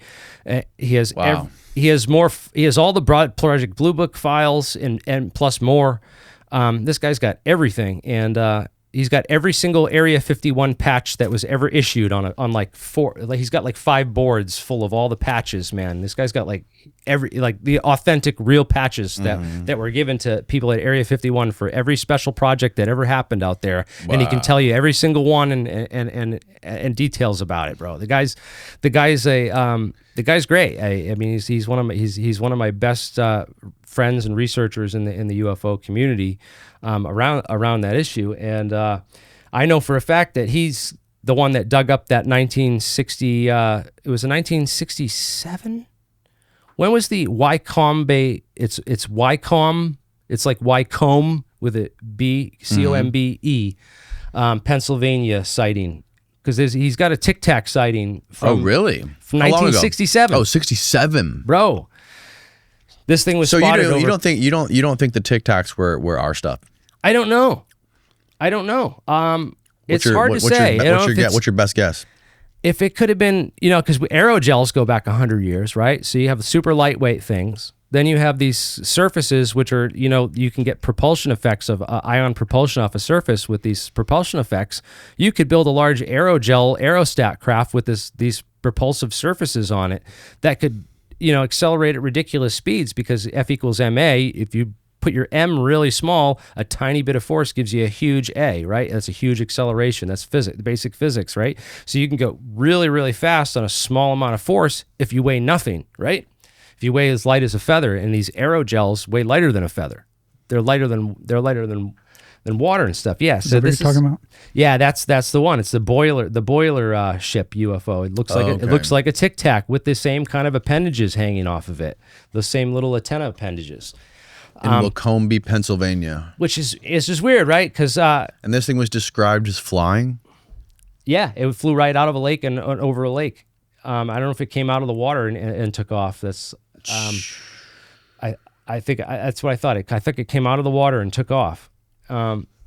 So something interesting there. Again, I don't. It's hard to say what they have without definite proof, because they kept certain projects secret for a very long time, and then it's hard to say, man. It really is. But I feel like a lot of it, just from a standpoint of being involved in it and seeing so much overhype and under delivery, I feel like a lot of this stuff is psyops to make people think, it's like to make our enemies think we have a lot better stuff than we actually do. That's what I feel like some of it is, but then again, it's like, where's the proof? You need definite proof. Before I can say that we have the ability to teleport a plane, for example, I have to show that I can teleport a toothpick first, right? I have to show that experimentally that I can make a toothpick disappear and reappear over there, and then I can teleport it with technology before I'll believe that you can do it with an airplane or a person or anything else, right? You have to show this physically. So there, again, we've had a lab, we've gotten tons of people working on this from all over the world. There's a massive team of like 30 or 40 people all working on different anti-gravity experiments around the clock, and we've been working on this for 5 years with private funding, and we haven't been able to crack this or figure it out. Like we've gotten the Biefeld-Brown effect to work in the vacuum video. Remember the bell jar with the in fact, when Jesse Michaels was on Joe Rogan, they were searching, the Biefeld-Brown in a vacuum, and that came up. That's our video. Oh, is it really? Yeah. Let's pull it up. How do we find it? Look up Biefeld-Brown effect in a vacuum. And you guys did this in your lab? Mark did this down at his lab with a 15-inch bell jar down in New Jersey at the Falcon Space Lab in New Jersey. So, and we did this because Jesse Michaels had put together this video on Biefeld-Brown. And in Jesse his documentary on Biefeld-Brown was fucking amazing. Yeah, it was great. And in the end, he said he offered a $50,000 prize to anyone who could, show and demonstrate provably that this effect works in a vacuum, right? Right. And so we said, yeah, we'll take that challenge. And did you do it? Well, here it is, man. I haven't seen that 50 grand. I don't see what's happening here. It's moving. It's on a torsional balance, so it's going to rotate when the force is applied. So this is a hard vacuum. This is -6 torr. Okay, it's hard vacuum. Okay, explain. You got to break this down for a 5-year-old. So if this is ion wind, so if Biefeld-Brown is purely ion wind, like Martin Tajmar of the ESA and all the official authorities on this say, right? If it's purely ion wind, then it shouldn't work in a vacuum, but it does. Why? So you're saying that this thing in the middle is spinning, right, or is moving because of the Biefeld-Brown effect? Those are little Biefeld-Brown effect thrusters in there. Those little things? Those little tiny things. Those are little Biefeld-Brown thrusters. And how do they work? Well, they were made specifically according to Dr. Charles Bueller's research, who worked for NASA for like 30 years on electrostatics, and he was an expert on the Biefeld-Brown effect. He did all the Biefeld-Brown research for NASA on this. Okay. And he came forward in 2023, at the end of 2023, on my podcast to, basically show the world that, hey, I've been working on all this stuff for 30 years, and they finally cleared me to be able to talk about it and tell you all about it. And was very adamant that this stuff actually is. It's new physics. There's new physics here. Why is it going back and forth like that? It's on a torsional balance, so it's And why so slow? It's because it takes a very small amount. It's producing a very small amount of thrust, but it is producing some. But if it produces any amount of thrust in a vacuum, it means it's not pushing off air, right? And Nam Tran is the name of he's the person that built those thrusters. He's a physicist, an experimental researcher from our group. He lives in Vietnam. Okay. So yeah, this is all new physics here, man. There's something weird going on, and Byfield Brown working in a vacuum, it shouldn't. There's no mainstream explanation for why this is happening or what's going on there. And Epstein, of course, would probably have been interested in this. I don't know what he was. I don't know how far he got or who else he was involved with the groups. I mean, we have a list of the names of the scientists that were going to the right. island and stuff, and we have the fact that he's trying to infiltrate other groups and other theoretical groups and stuff. What the reasons are all behind those, I'm not sure. Eric Weinstein seems to think that he was specifically targeted because of his research that he was doing. Yeah, Weinstein explained being invited to his house, right? Yeah. And going there and like waiting in the lobby and then being like really fucking creepy. And he explains that he think Epstein was like playing a character. He didn't think he was like a real finance guy. Like he wasn't a real investor. Right, he was like someone that was playing a character who obviously had a ton of money, but he got most of his money from Leslie Wexner. Yeah, Les Wexner. Yeah, and the Bronfman family. I mean, I feel like too, because the whole Bronfman connection there. There's something there. Clare Bronfman was connected to that whole NXIVM sex cult in Albany, New York. You know about that, right? No, I know about NXIVM, but I don't know who Clare is. Clare Bronfman. Yeah, that's the Bronfman daughter, the heiress's daughter, man. She got caught up in all that, and that's like that's the Bronfman family, Bear Stearns. Those are the people that. Oh wow. Yeah, really interesting connections. Well, there, I mean, Epstein's origin is fucking crazy because he got hired as a math teacher. Is that right? At the Dalton School. Yeah, right. That's a teacher, right? And then he got fired allegedly for. Was it misconduct, or I don't know what the official story was, but he got fired for that. And then one of the girls' dads who was at the Dalton School was the guy at Bear Stearns, right? Who then hired him, and he had no training in this stuff, no college degree or anything like this. Just brought him into Bear Stearns, and then before you know it, he's connected to all these big shots, Adnan Khashoggi. And like this crazy world, and all of a sudden he's living like the richest motherfucking human on the planet. Yeah, He's over wealthy, like unbelievable amount. Unlimited like his amounts of lifestyle was insane. It's just crazy that there is a group of people that are so wealthy, so well connected, and a private intelligence network that's able to operate and set up outside the CIA. After the CIA closed, the Safari Club with Adnan Khashoggi and all them basically created their own CIA to act in lieu of the CIA on these foreign issues, while the CIA was being handcuffed by Carter. So the whole Iran-Contra network exists around Epstein and is part of his rise to power. That those are the people that put him in power. And then the Iran-Contra network is also the people I believe that are responsible for 9/11. I believe that the hijackers that were brought here that hijacked those planes, right? 13 of them were given their visas to enter this country in Saudi Arabia, right, through John Brennan. John Brennan was the guy directly responsible. How many of them were actual Saudis, though? A huge number of them, right? Yeah, like 15 of the 19 right. were Saudis. Right. Yeah. And there was also a Saudi intelligence officers in California at one of those houses they were staying at. Right. And where Mohammed Atta was and a lot of those other guys. When you look into the whole history of it, George Tenet, and who held the spot at Alex Station that was taken over by Brennan, when Brennan was basically put into the position at Alex Station after George Tenet left Alex Station to go become director of the CIA under Bush. Well, Brennan goes and takes his spot. His job is to give all the hijackers their visas and bring them to this country. and then he gets rewarded by becoming director of the CIA later. Very interesting connections there. And again, I've talked about a lot of these CIA directors, like John Deutsch, for example. Quit. He left the CIA after that press conference in L.A. where Mike Rupert, basically confronted him. Said, basically all the L.A. everyone in L.A. is like, is the CIA dealing drugs? And he said, oh, if you have evidence of the CIA dealing drugs, you can bring it to the police department in L.A., LAPD.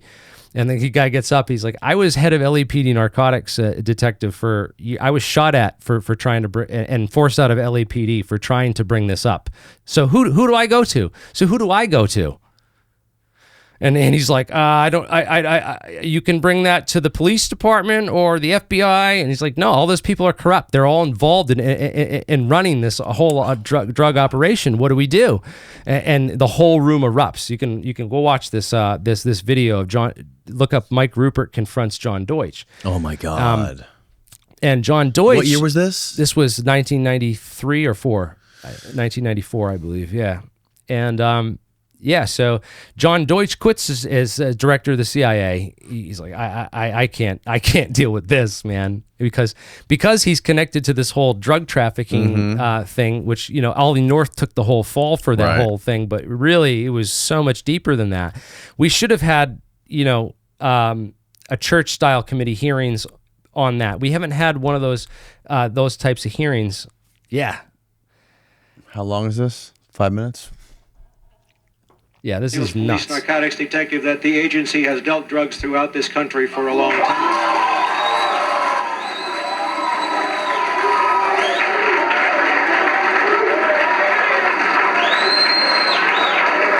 I'll refer you to 3 specific agency operations known as Amadeus, Pegasus, and Watchtower. I have Watchtower documents heavily redacted by the agency.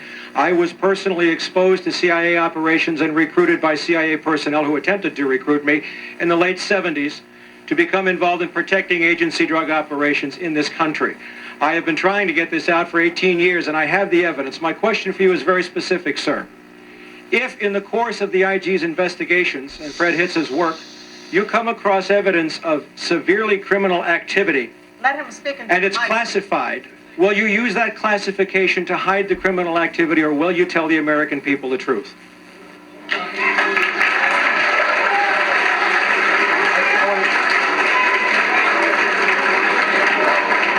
Everybody in the audience is black. All right, you want to hear the response first from Congressman Steven, can you turn it down just a little bit? Wait. I want to see this guy's response. From your. Oh, I'm sorry. Fast forward a bit. She talks a lot. Places. Oh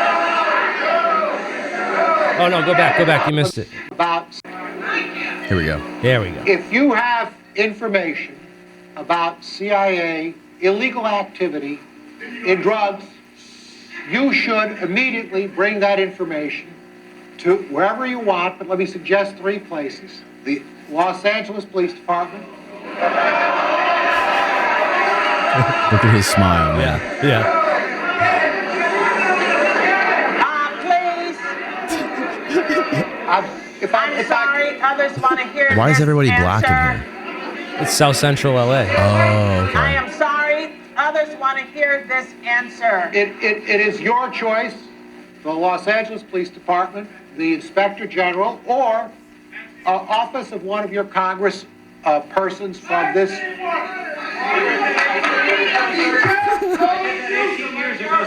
I'm surprised they didn't rush the desk and kill that guy. I really am. I really am shocked. I want to see the other guy's response. Sir, you have not gotten the mic. If this information turns up wrongdoing, we will bring the people to justice and make them accountable. Yeah, no, you won't. You'll actually prosecute the people who blow the whistle, because the only people that went to jail for torture in the U.S. were the people that exposed it. Yep, John Kiriakou. Yeah, you just had him on, man. Yeah. Also, Thomas Drake. Yeah. Yeah, Dude, NSA. His first day at NSA was 9/11. No way. His first day. But so that whole thing, 9/11 could have been prevented if that thin thread software had been used and worked, right? So the NSA it worked perfectly. They spent $3 million, a nice budget on the software that could identify and pinpoint all the terrorists, and it had specific protections built in so that they wouldn't scoop up any of the illegal spying on citizens and stuff, right? And they shot that down. They buried it, and they replaced it with a $1 billion contract given to SAIC for essentially the same thing that basically took thin thread but just removed all the protections. Trailblazer? The Trailblazer program. And that was run by SAIC. Okay. John Deutsch did a lot of, he did mergers and acquisitions for SAIC. He worked for SAIC. Really? That guy in the video we just watched, John Deutsch, the CIA drug trafficking guy who quit over all those allegations and stuff. So he's deeply involved in a lot of for other people, interesting stuff. Can you explain for people who don't know about SAIC? What are they? And first of all, it stands for Science Applications International Corporation. The most bland, mundane name you could have for a company. It's like so boring. It's like you don't want to pay attention to it. So what do they do, and what have they been doing? Well, they started in like '68, and there's really no information on what their original contracts are, or what they started with and doing or around it. But sometime, I know in the 90s, they were hired by the CIA to actually study they were brought in as like a third party to study the work that Hal Puthoff was doing at the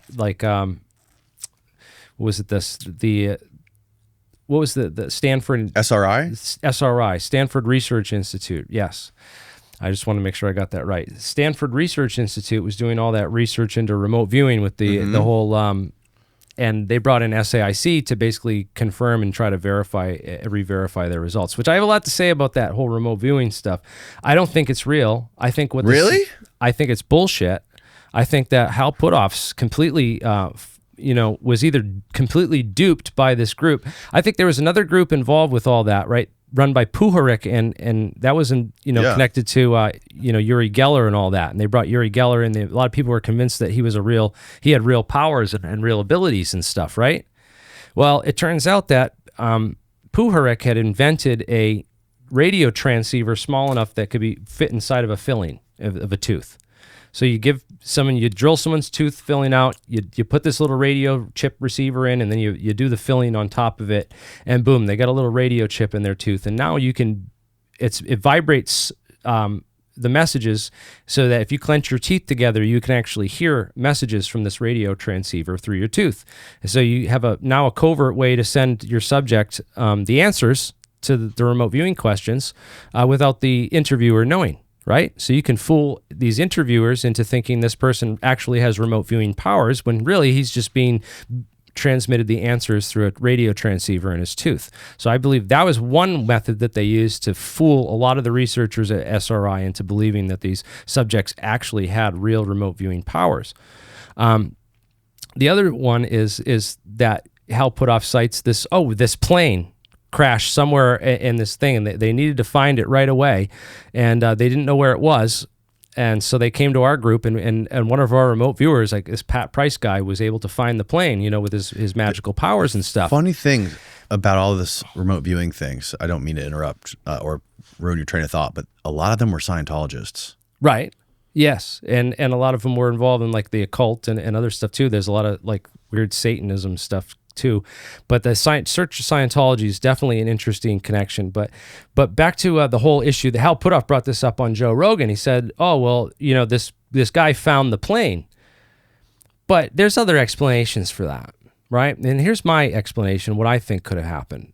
We have all these spy satellites set up by the recently created NRO and the NSA during that same time. Now we have data on this plane. Say we were tracking that plane and we knew exactly where it crashed. What plane are you talking about? The plane that Hal Puthoff says that they found with remote viewing, and that proves remote viewing is real and that it works. That's his only proof that he gives on Joe Rogan's show that remote viewing is real, is that plane that this one remote viewer found. That's like the biggest. That's this big ultimate proof that this has got to be real. Mm-hmm. And if you have a classified program and you were able to track that plane, you knew exactly where that plane was, and you need to go now get that plane, how do you do that? How do you find a way to like, oh, we found the plane? Well, the remote viewing program's a perfect, scapegoat, because you can just say, oh, one of our remote viewers found the plane, and that's where it was. Oh my God, that's where the plane was. But in that way, you don't have to reveal your sources of your true intelligence of that you actually tracked the plane, you knew what it was and where it was, and because of satellites. Because of satellites, yeah, it makes perfect sense. Well, couldn't you also put the shoe on the other foot and make the exact opposite argument, saying you don't want them to know about your remote viewing stuff? You want to hide the remote viewing technology because the NRO program was $1 billion Canon spy satellites. We sent tons of these things up in the air. We have that capability, and that's something real that we wouldn't want people to know about. Whereas remote viewing, there's no proof that ever exists. There's been tons of people that have done studies on that. Couldn't other countries find out that we have those satellites in the atmosphere? Wouldn't they easily be able to detect those satellites? Yeah, they might know we have some of these capabilities and stuff, but it's a way to get that information out that's classified. So there's not proof that plane was found with remote viewing. The CIA could have pulled a move, is all I'm saying. All right? I don't know. You can do that with what you will, and people can believe what they want, but I've done my own studies into this remote viewing stuff, and I think it's all a bunch of hogwash. And I think but isn't there a ton of other evidence that the remote viewing stuff is real? Where?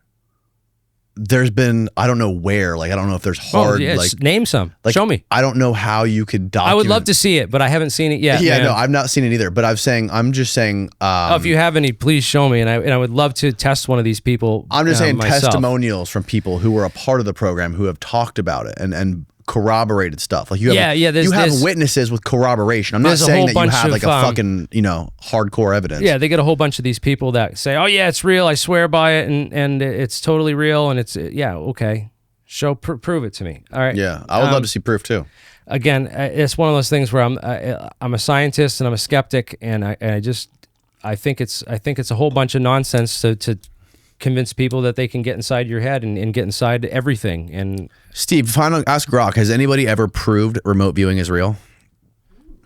Yeah, I wonder what Grok has to say, because there was a whole bunch of studies that were done. Like I said, SRI did the studies, then SAIC was brought in as like this separate group. So that we know that they were involved with the CIA through that, at least that one classified thing. So it's quite... Oh yeah, we got off on a tangent. But also I know that... Go back to SAIC. I know that Ed Fouché worked for SAIC at one point too. I know that that's in his history. But also SAIC... is apparently connected to a whole bunch of the UFO stuff. It's just tangentially. Yeah, this is what Jesse Michaels talks about. Yeah. Yeah. Well, the guy UAP Gerb, and he's done a ton of research into Oh, he's great. Both SAIC and Battelle. Right. So Battelle is the progress reports that show that they were working on the memory metals in 1949, with a specific interest in nickel titanium alloys, which is nitinol. There's like 5 pages with the phase diagrams for nickel titanium alloy. They were super interested in this for some reason, and I think it's because of the memory metals that were found at Roswell. A lot of other researchers do feel that way as well. All right, here's our conclusion from Grok. Remote viewing has not been conclusively proven to be real in the sense of meeting rigorous scientific standards for a novel phenomenon. While some studies, particularly from the Stargate Project and recent meta-analysis, report statistically significant results, these are countered by methodological. There you go. Easy for you to say. Critiques, inconsistent replication, and the absence of theoretical explanation. The mainstream scientific community, of course, leans heavily towards skepticism, classifying remote viewing as pseudoscience, just like they do everything. Though proponents argue it warrants further investigation due to persistent statistical anomalies. The debate remains open, but the evidence is not sufficient to establish remote viewing as definitely a real phenomenon. Right. But here's the thing.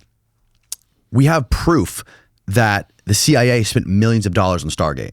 Why would they just waste millions of dollars if it wasn't at least somewhat effective? I'm not saying like guaranteed, but say they tried remote viewing 1,000 times and it happened 5 out of 1,000 times. So there was a article that was published, I think it was in a French newspaper, and it was about a Russian remote viewing program. And that got us interested in the idea. And we said, "Oh, the Russians really doing this? Does this really work?" Well, we have to find out. We have to see, you know? Oh, okay. So, you know, they spend more than that trying to figure out a link between, I can't even think of one off the top of my head, but there's some ridiculous studies. And this was all during the Cold War. Dude, the Cold War, some of the most fucking insane shit was going on in our government during the Cold War. You got JFK, Watergate, MK Ultra, the moon landing, Stargate. It was like the Cold War was like the twilight zone of just weird and wacky shit going on. And a lot MK of them. Ultra is really wild. Yeah. The moon landing too is really fucking wild. Yeah, I don't want to get into that with you on this podcast. That's just a whole nother rabbit hole. We don't have enough time. We don't have enough time. I know. I want to talk about a lot of other. Yes, let's get back on track here. The thing is, there's too many conspiracy theories out there. And I don't want more conspiracy theories. I don't like to deal in conspiracy theory. It's cool to speculate. You know, I did a little bit of that today, right? Did you see my part of the Rogan podcast where I showed him the picture of Jolly West on the set of 2001 Space Odyssey? Yes, that was nuts, dude. That's him, bro. That's him. We definitely verified it. That's him with Arthur C. Clarke. Yeah, and Jolly West. He's over there hanging around with all those guys. Yeah. And the connection to the MK Ultra connection to the Manson murders, and the murder of Sharon Tate, and then how Jack Ruby. Jack Ruby. Jack Ruby's really another rabbit hole and anomaly. And he conveniently lost his mind right after Jolly West left his prison cell. Yeah. It was his court-appointed psychiatrist. Well, that's the funny thing about our courts, man. They literally control the courts to such a degree where if you're involved in any of the stuff, look up. Have you ever heard of a guy named Richard Case Nagel before? No. All right, this guy was good friends with Dave Ferry, Guy Bannister, and Clay Shaw down in New Orleans. No. All right. A day or like a week, I think it was like a week before the assassination, he goes into a bank with a gun and fires it into a couple shots into the ceiling, and then goes out and waits in his car to go get arrested.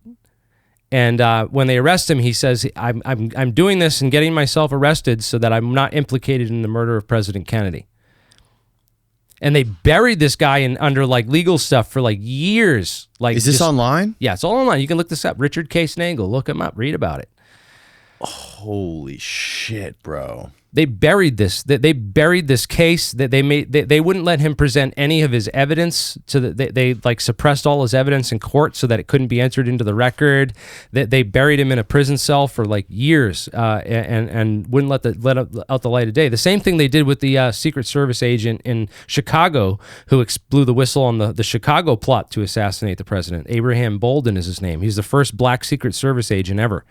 They arrested this guy on false charges, and they put him in prison and kept him in prison so that he couldn't blow the whistle on the assassination plot.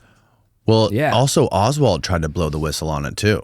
Right. Well, the guy who called before it happened, the Chicago FBI and said that there was going to be a plot there, he said his name was Lee.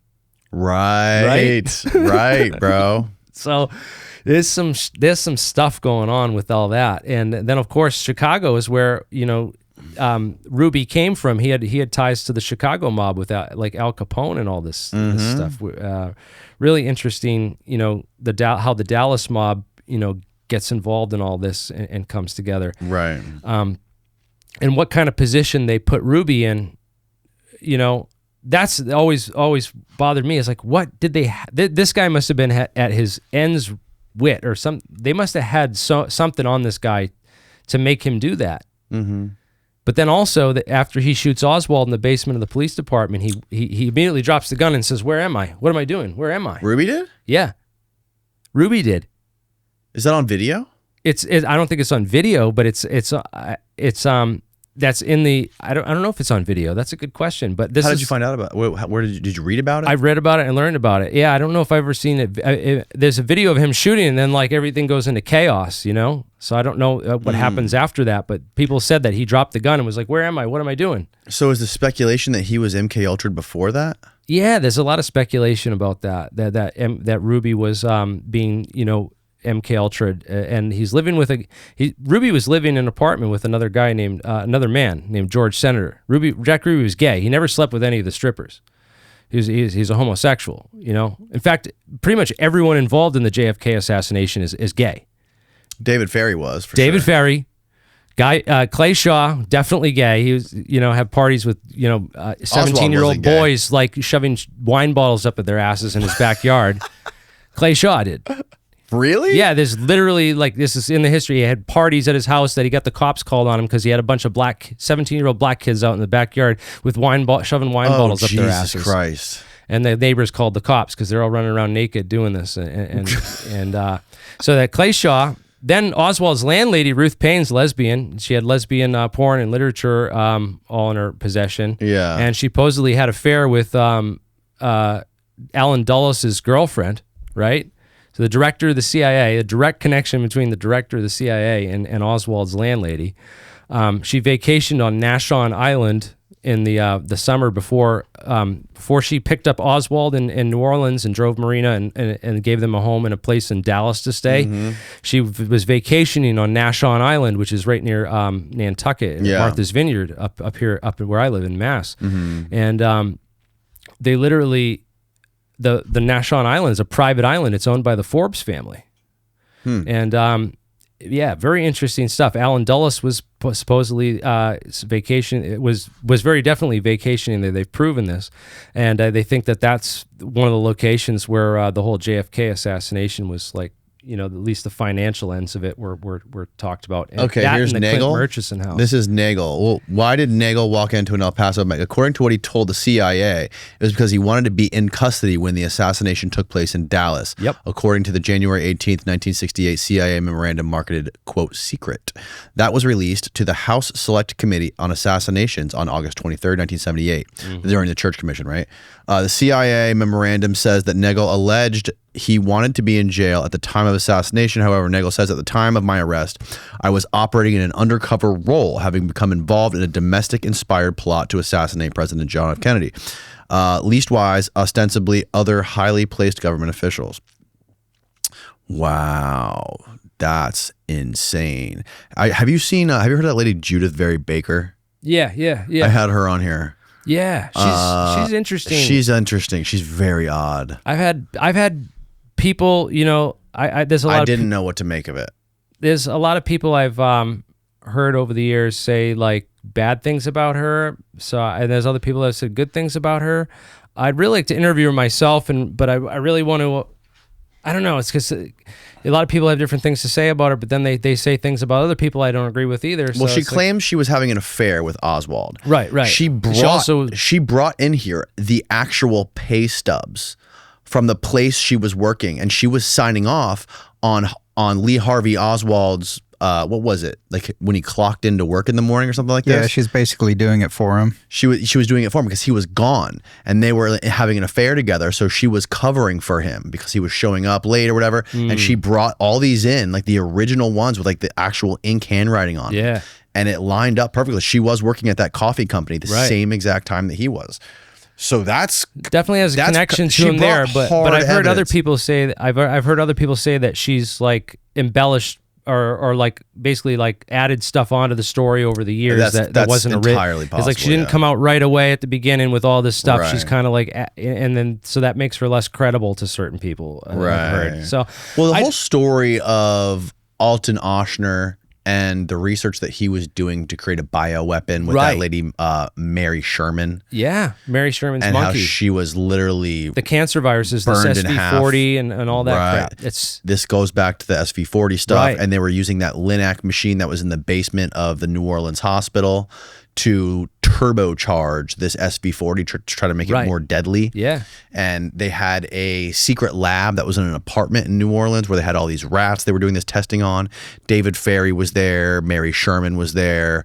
Oswald was in there. Yep. And basically when they eventually found Mary Sherman, they found her in the apartment, basically stabbed to death. They had a bunch of knife wounds in her. And they like lit her apartment on fire. Yeah. But then when they came in and actually did the forensic investigation, she had all of these knife wounds, one in her heart, one in like her stomach, I think in her legs, and half of her entire arm and half of her body was missing, which wouldn't have happened in a typical fire. Like it doesn't completely dissolve your body. So they're saying what the speculation is, or what the point the book makes, is that when she was in the basement of that hospital doing the testing on that Lutnick machine, it went off when she was still in there and basically like incinerated half of her body. So they had to figure out how to cover it up. So they put her in the apartment, and then they burned the apartment to try to cover the whole story up. Wow. And that's interesting. Oswald was connected to it, and they wanted Oswald to take this vial of SV-40, this bioweapon that they had created, and they wanted him to go to Cuba to kill Castro. Right. And that's why he went to Mexico City and tried to defect to Cuba, or tried to defect back to the Soviet Union through Cuba. But it ended up not happening. It's a very convoluted story, but that whole story is and the interesting. beryllium dust stuff, and there's a number of like witnesses of the JFK assassination that died. Like they think that they basically cancered them. You know, they killed them with cancer, like an induced cancer, rapidly induced cancer. Yeah, that's an interesting side of the whole thing. And David Ferry being interested in all that, he had like lab rats in his apartment and was doing a lot of weird experiments in his own and stuff. So that there's a lot of interesting stuff there. Certainly with that Tulane University, I think it was Tulane. Yeah, really, really crazy rabbit hole there to dig down, but. Oswald, when he was in New Orleans, there doing that stuff, he was also working out of 554 Camp Street, which is an office next to Guy Bannister's office. And Guy Bannister was the FBI agent who created the X-Files, the file designation X for all the UFO stuff. And he investigated like the Maury Island incident, where he basically showed up to investigate this UFO incident. And there was this other group there of a guy saying that they were from the FBI and that they were there to investigate it. And he's like, well, who are you and why are you here? And they found out this guy wasn't really from the FBI. He was from another agency. And that guy's name was Fred Chrisman.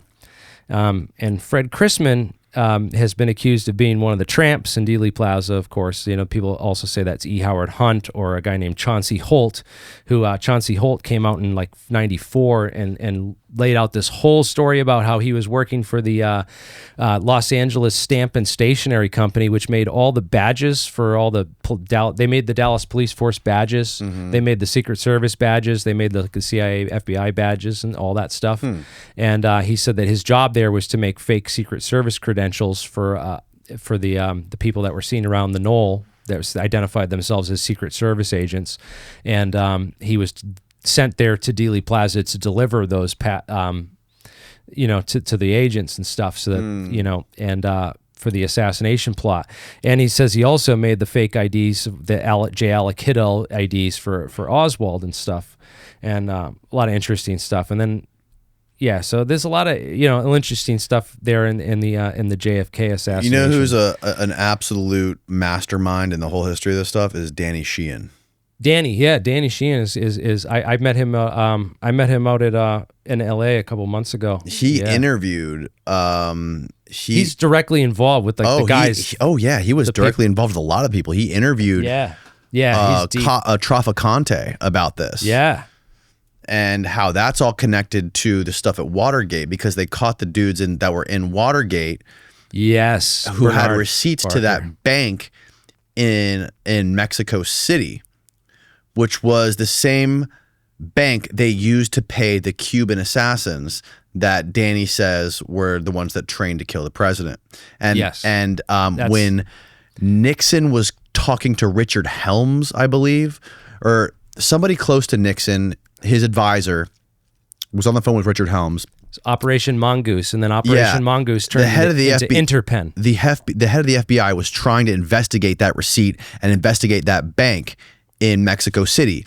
And then the Nixon's advisor, somebody basically got in touch with him, got on the phone with the FBI guy and Richard Helms at the same time and said, put the kibosh on this investigation, because if this comes out, if you guys peel back the skin on this, it's going to open up a hornet's nest of shit about JFK, so leave it alone. Well, I guess what they told him is that it was the Russians, and that this could basically open up the whole open like nuclear war with Russia. Is basically, if you come up with this, you're going to start a nuclear war with Russia, and that's how they got Warren, Judge Earl Warren, to go along with the whole, to basically go along with the cover up. Apparently, that's that's one theory about why he was told to go along with all this, is because he said if this stuff comes out about the Mexico City thing, it's going to link back to the Russian embassy and link to Russia. And then well, I think Nixon was also really worried that it was going to try to connect him to the JFK assassination,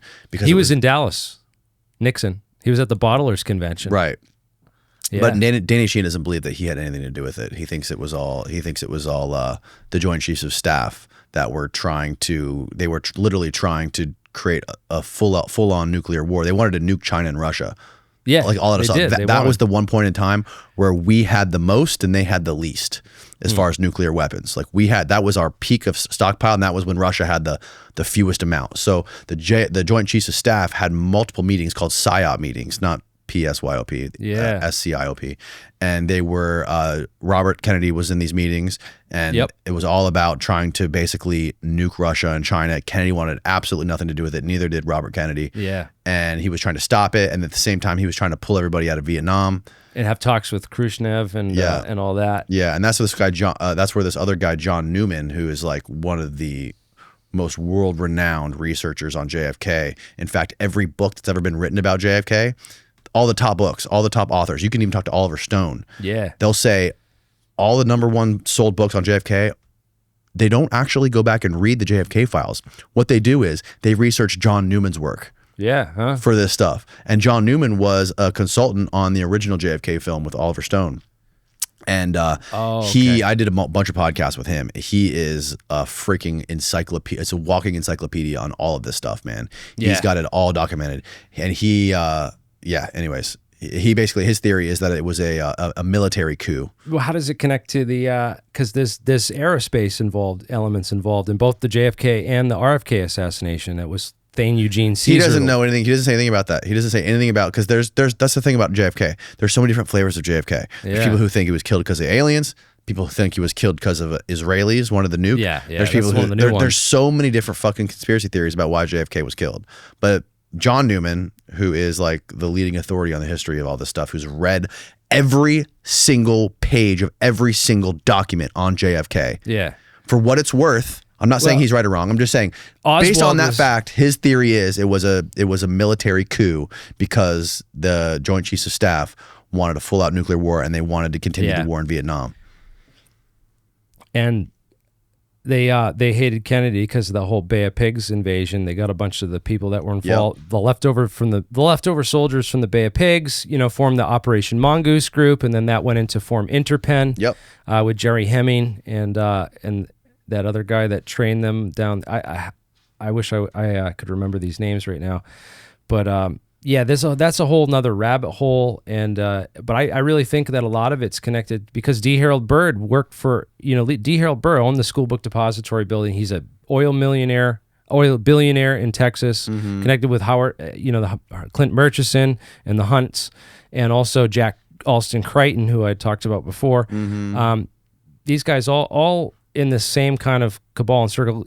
D. Harold Bird took the window out of the School Book Depository building that Oswald shot the president from and put it in his trophy room. He had a bunch of he went elephant hunting right after the assassination. He went to Africa and shot a bunch of African elephants and hung their heads on his wall in his big trophy room. They had all these, all these exotic animals that he had shot and killed and taxidermied. And inside his trophy room with all those animals that he'd killed is the window from this Texas School Book Depository building. Isn't that a little weird? Wild. That's really weird. That's really weird. And he also was an investor in a company called Ling Temco Vought. And Vought Aircraft were the ones that built a lot of the flying saucers for Wright-Patterson Air Force Base back in the 40s and 50s. So there is a strong aerospace and UFO element to the whole JFK story that very definitely exists. And some researchers don't pay any attention to it. They won't talk about it. They won't make those connections, or they say that they're it's not relevant or not important, and they take their own flavor on the assassination. Everyone, and then there's the people that use it all for their grift or their political propaganda and stuff, and have their own version of all that. And that happens with all the conspiracy theories out there. And that's one reason I think we don't need any more conspiracy theories. What we need is facts, and we need like real investigations. We need real real serious investigators to dig through these things, because we don't know what happened on the JFK assassination. That was 60 years ago.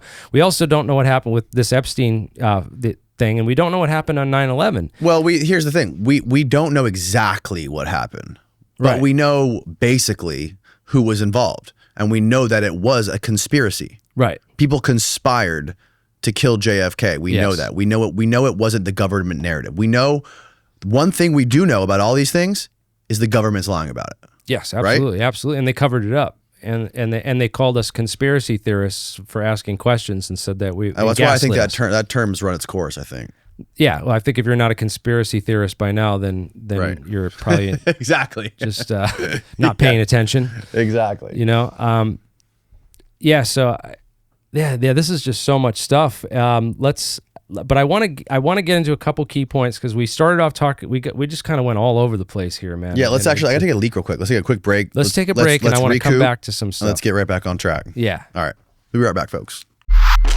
There's so much still to cover, man. There's so much still to talk about with secret science, space exploration, conspiracies, government accountability, the Department of Justice, that whole Promise software thing was originally developed under a contract from the DOJ. The Department of Justice were the ones that funded that whole the creation of that software. It's called Prosecutor Management Information System software, right? Something like that is what Promise stood for. Yeah, and it was made for prosecutors to be able to manage files and cases and all that court stuff. Records and stuff, right? Yeah, because that's how the CIA started. Alan Dulles and his brother ran a law firm before they created and set up the whole CIA. They were lawyers who ran a law firm. So a lot of this stuff is based around laws, legality, and what you can do to get away and how to get away with. And they knew a lot about laws, about how you get away with stuff. How you beat cases, how you can manipulate the law, and how you can manipulate the structure of the law. And a lot of the CIA's, what it does is hire lawyers to research laws in other countries so they can find out what they can get away with and how to run these operations as best they can. And of course, every once in a while you have to have agents that commit crimes in other countries, and sometimes they get caught, Mm-hmm. Oh, that was weird. My pyramid just broke. It was doing anti-gravity until yeah, right. Is this the Byfield Brown effect? No, this is have you ever seen one of these? If you take a magnet and you rotate it fast enough, it doesn't have time to relax. I think there's a spinning, rotating magnet in the bottom base of that, and it creates a field where it can never quite stabilize itself. So it just as soon as it recorrects, it gets recorrected on the other side, and that will happen if you spin magnets. So it's just a magnetic effect. With spinning magnets, yeah, and it's to do with that relaxation time and not being able to correct itself. Right. Yeah, that's it's not true anti-gravity, unfortunately. We've been on the hunt for that and for quite a long time and haven't been able to discover that. And it'd be real helpful if Bob Lazar could give us some of that element 115. Yeah, we talked about Bob Lazar on your first podcast here, and you basically pointed out all the weird things about his past, his first wife committed suicide in her garage. That was awesome. You brought that up on Rogan. I did, and he was talking about, and listening to his responses, I have everything I want to say in response to everything he said. Because so what is your position? Is your position still the same on Bob Lazar? Yeah, absolutely. You think he never was at Area 51? He was never at Area 51. He was at Los Alamos. He was at the. So you think he's making up all this stuff? It's an elaborate lie that he's kept the same over all these years. He was at the Meson Physics facility, but his first wife. I mean, he talks to Rogan talks about his ex-wife, but he doesn't talk about that it was his second wife. He's talking about Tracy, and he's still buying into all of Jeremy Corbell's narrative on this stuff, which is Well, my thing about I've come around on Bob Lazar now.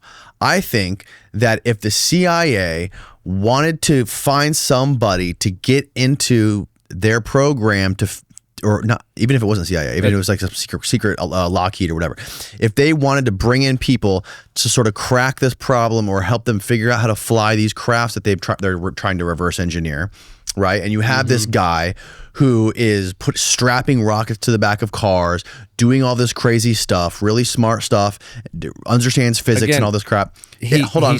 He didn't strap the rocket to his. He wasn't the first about the rockets came from his neighbor Eugene Gluhareff when he lived on Martha Street in Forest Hills, California. Right. So the same time, that was the same period he was allegedly taking courses at MIT and going to MIT as part of the secret program. But we've found through actual school records that he was taking physics courses from Dr. Bill Duxler at Pierce Junior College in Woodland Hills, California, during the time he says he was going to MIT. You don't go to Pierce Junior College if you can get it. You go into MIT. That doesn't add up. So it's clear that there was some weird college in California. Yes, Pierce Junior College. And what was the story with that college again? It was like it was shut down because of some scheme or something. No, they were selling. No, that was on court records in his 1991 pandering case out of Las Vegas. Okay, that was for the brothel that he set up. And by the way, I got this wrong on the last podcast. I want to correct myself. There were 2 brothels. There was a legal brothel called the Crystal Cove, and there was an illegal brothel called the Honeysuckle Ranch. And the Honeysuckle Ranch was the one where he set up the CCTV cameras inside all the buildings, were recording the prostitutes having sex with the Johns, and then trying to use that sexual blackmail to blackmail the Johns. Very similar to what Epstein did, right? So, Bob, how do you know this? It's all in his 1991 conviction. It's all in court documents. It's all documented in court records that he was all doing documented. George Knapp talks about this. Honeysuckle Ranch was a legal brothel in Nevada in which Bob Lazar reportedly had partial ownership stake. Okay, I got him wrong. So look up the Crystal Cove then. Crystal Cove. That was the other one. I got them mixed up. Yeah, so there was 2 brothels that he ran, and these are all in the court documents. They have the name of the There's madam. no mention of a Crystal Cove. I'll keep looking. It's in the that's the name of it. I don't know if it's in there, but I know that. And it's in the court documents that he was recording it with cameras, recording the prostitutes having sex with Johns. Yes, in the 1991 conviction case. Okay, so that's that. Okay, so I don't have to speculate on whether he did this or that. I don't need to speculate, Danny. In Joe Rogan, the proof that Joe Rogan showed to you that Bob Lazar was a scientist and really knows science and he's not a liar. He said, this is the proof that Bob Lazar is not a liar and that he's a really smart guy who knows science. And he said, bring up that hydrogen car video, Jamie. Let's watch that hydrogen car video. And that's so funny that he brought that video up. But I really wish he had played the end of the video, the whole thing, and not just the beginning where he's showing off the hydrogen car, because Bob Lazar actually lies twice, provably, in that video. He lies once when he claims that metal hydride is not dangerous and that it's only regulated by the government because they don't want people using hydrogen cars and stuff, okay? You read the MSDS material safety data sheet on lithium hydride. It's fucking dangerous stuff, man. It's definitely dangerous and should be regulated. So he lies about that. The second point he lies, he claims that he made all the lithium hydride in that car that he's driving in his particle accelerator and he shows up the particle accelerator. So if you have a particle accelerator and you're creating, you're smashing atoms to get protons together one at a time, you're creating 1 atom of lithium. You need 10 to the 23 to have a mole, Avogadro's number, to have a usable amount of this, to create a usable amount of lithium in a particle accelerator, you would need 10 to the 23 reactions. So if you had 1 reaction every millisecond, right, it would still take you 40,000 some years to produce even just a gram of lithium. But he claims he made it all in his particle accelerator. Right. That's a lie, bro. So even if I'm the CIA or if I'm some secretive organization that wants to help crack this problem of anti-gravity and UFOs, wouldn't I want to find some guy who has the potential to help us with this problem, who also has this super shady background of brothels, the wife who committed suicide, all this other stuff, to, if he ever spilled the beans, we could easily deny him? Because people would say, using their logic, why would they ever hire this crazy guy doing all this wacky shit? They would never do that. Of course they wouldn't do that. Here's one reason or possibility of how and why they might do that. You look at the year before Bob Lazar came out in 1980, 2008, there was a thing called UFO TV, and this aviary group came out, this shady, it's called the UFO Aviary, and you can look this up. This group came forward with all their faces blacked out. The top guy called himself Condor and Falcon and Owl, and Owl was supposedly Hal Puthoff, and then Pelican, and they all had like nicknames of birds' names, and they called themselves the Aviary, and they were all coming out with UFO disclosure, and they basically said a lot of the same stuff Bob Lazar was saying the year before. They talked about the UFOs in the government Bible. That was the name of Bob Lazar's first documentary, was UFOs in the government Bible, and that was literally the UFO Aviary group. The government Bible? And that was supposedly run by this, a lot of people think that was basically a disinformation op that was run by Richard Doty. You know who Richard Doty is, a Mirage Man, right? Yeah. And so other people have an idea that maybe Richard Doty set up this little operation where they brought in this guy, Bob Lazar. They knew they were watching John Lear, knew that John Lear had gone out a couple years before and taken pictures of a Russian MiG on the tarmac out there. On Area 51, and it had pictures of it, and so John Lear was, this guy who was, they knew he was too loud, they knew he was a blabbermouth. John Lear went on the record with George Knapp the year before, like right before Bob Lazar came out with his story, and you can look up On the Record with George Knapp and John Lear. John Lear gives the whole Bob Lazar story a year before he even met Bob, and this is like right. Bob meets John Lear after that through Gene Huff, who brings him to his house to do a house appraisal. They trade it. They measure. Bob Lazar is described as the guy there holding the tape measure, measuring the house and taking the pictures and developing the pictures with his photo processing lab for Gene Huff, who ran this real estate business where he'd publish the ads in the paper in Las Vegas. And they went to John Lear's house apparently, and when he found out. He started talking to them about UFOs and all this stuff, and they traded him a house appraisal for all his Billy Meyer stuff, all his Billy Meyer tapes. This is in the history. This is them talking about where they first met and how they all got together. And it's possible that Bob Lazar meets John Lear. He's working as his photo processor guy. He just came from Los Alamos, was working at Los Alamos for a while, and then had moved to Las Vegas, where he's just running this photo processing business and trying to get started out and on his feet. It's an interesting story because he's got the ex-wife. The ex-wife dies mysteriously. She the tailpipe in the garage. The asphyxiation. Yeah. And then he marries. His other wife Tracy. He married her when they were still when she was still alive. When they were still alive, and then it didn't get he did like a pseudo marriage, but then didn't actually put the paperwork and everything through till after his other wife was dead. So there's this whole weird disconnect there, and I don't believe his whole story that about him sneaking away in the middle of the night to go away and work on this thing. He was sneaking away because he's running a brothel and he has to go away at hours of the night. And the Area 51 thing was the excuse he was giving to his wife at the time of where he had to go every night. Steve, did you find this stuff about the brothel? Oh, yeah. It's called Newport Cove Prostitution Ring. Okay. Bob Lazar, a figure known for his claims about alien spacecraft and his involvement in the U.S. government, was also involved in a prostitution ring in Newport Cove, Las Vegas. According to court records, Lazar helped set up the business of a known prostitute, Tony Bullock, and took at least 50% share of her fees.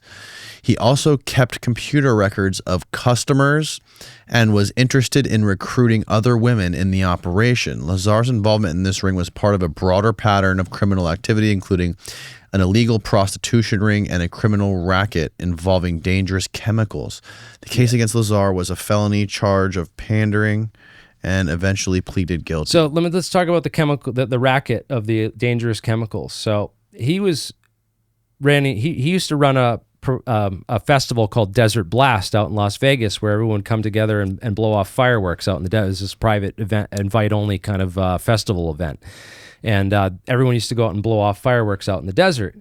And around that time is when they started cracking down on a lot of the explosives. You used to be able to buy like ammonium nitrate and tons of fertilizer without, any FBI record or any trail or paper trail. And then after a lot of these, terrorist events and stuff, they started cracking down on the ability of, regular people to buy these sorts of chemicals that could be used in the manufacture of explosives or bombs, bomb-making materials, essentially. And so the only people that could buy those materials or chemicals from a chemical distribution company would be if you were another chemical distribution company or a school or a university, someone with, credentials to be able to buy these things. So what Bob did is he created a company called United Nuclear. And that gave him a company where he could then order all these chemicals and then sell them to people and distribute them. And that's basically how he made a lot of his money. That's basically, his that was his big thing, was supplying a lot of it started with just acquiring explosives materials for people for that Desert Blast Festival, and then grew into a much broader business. Right.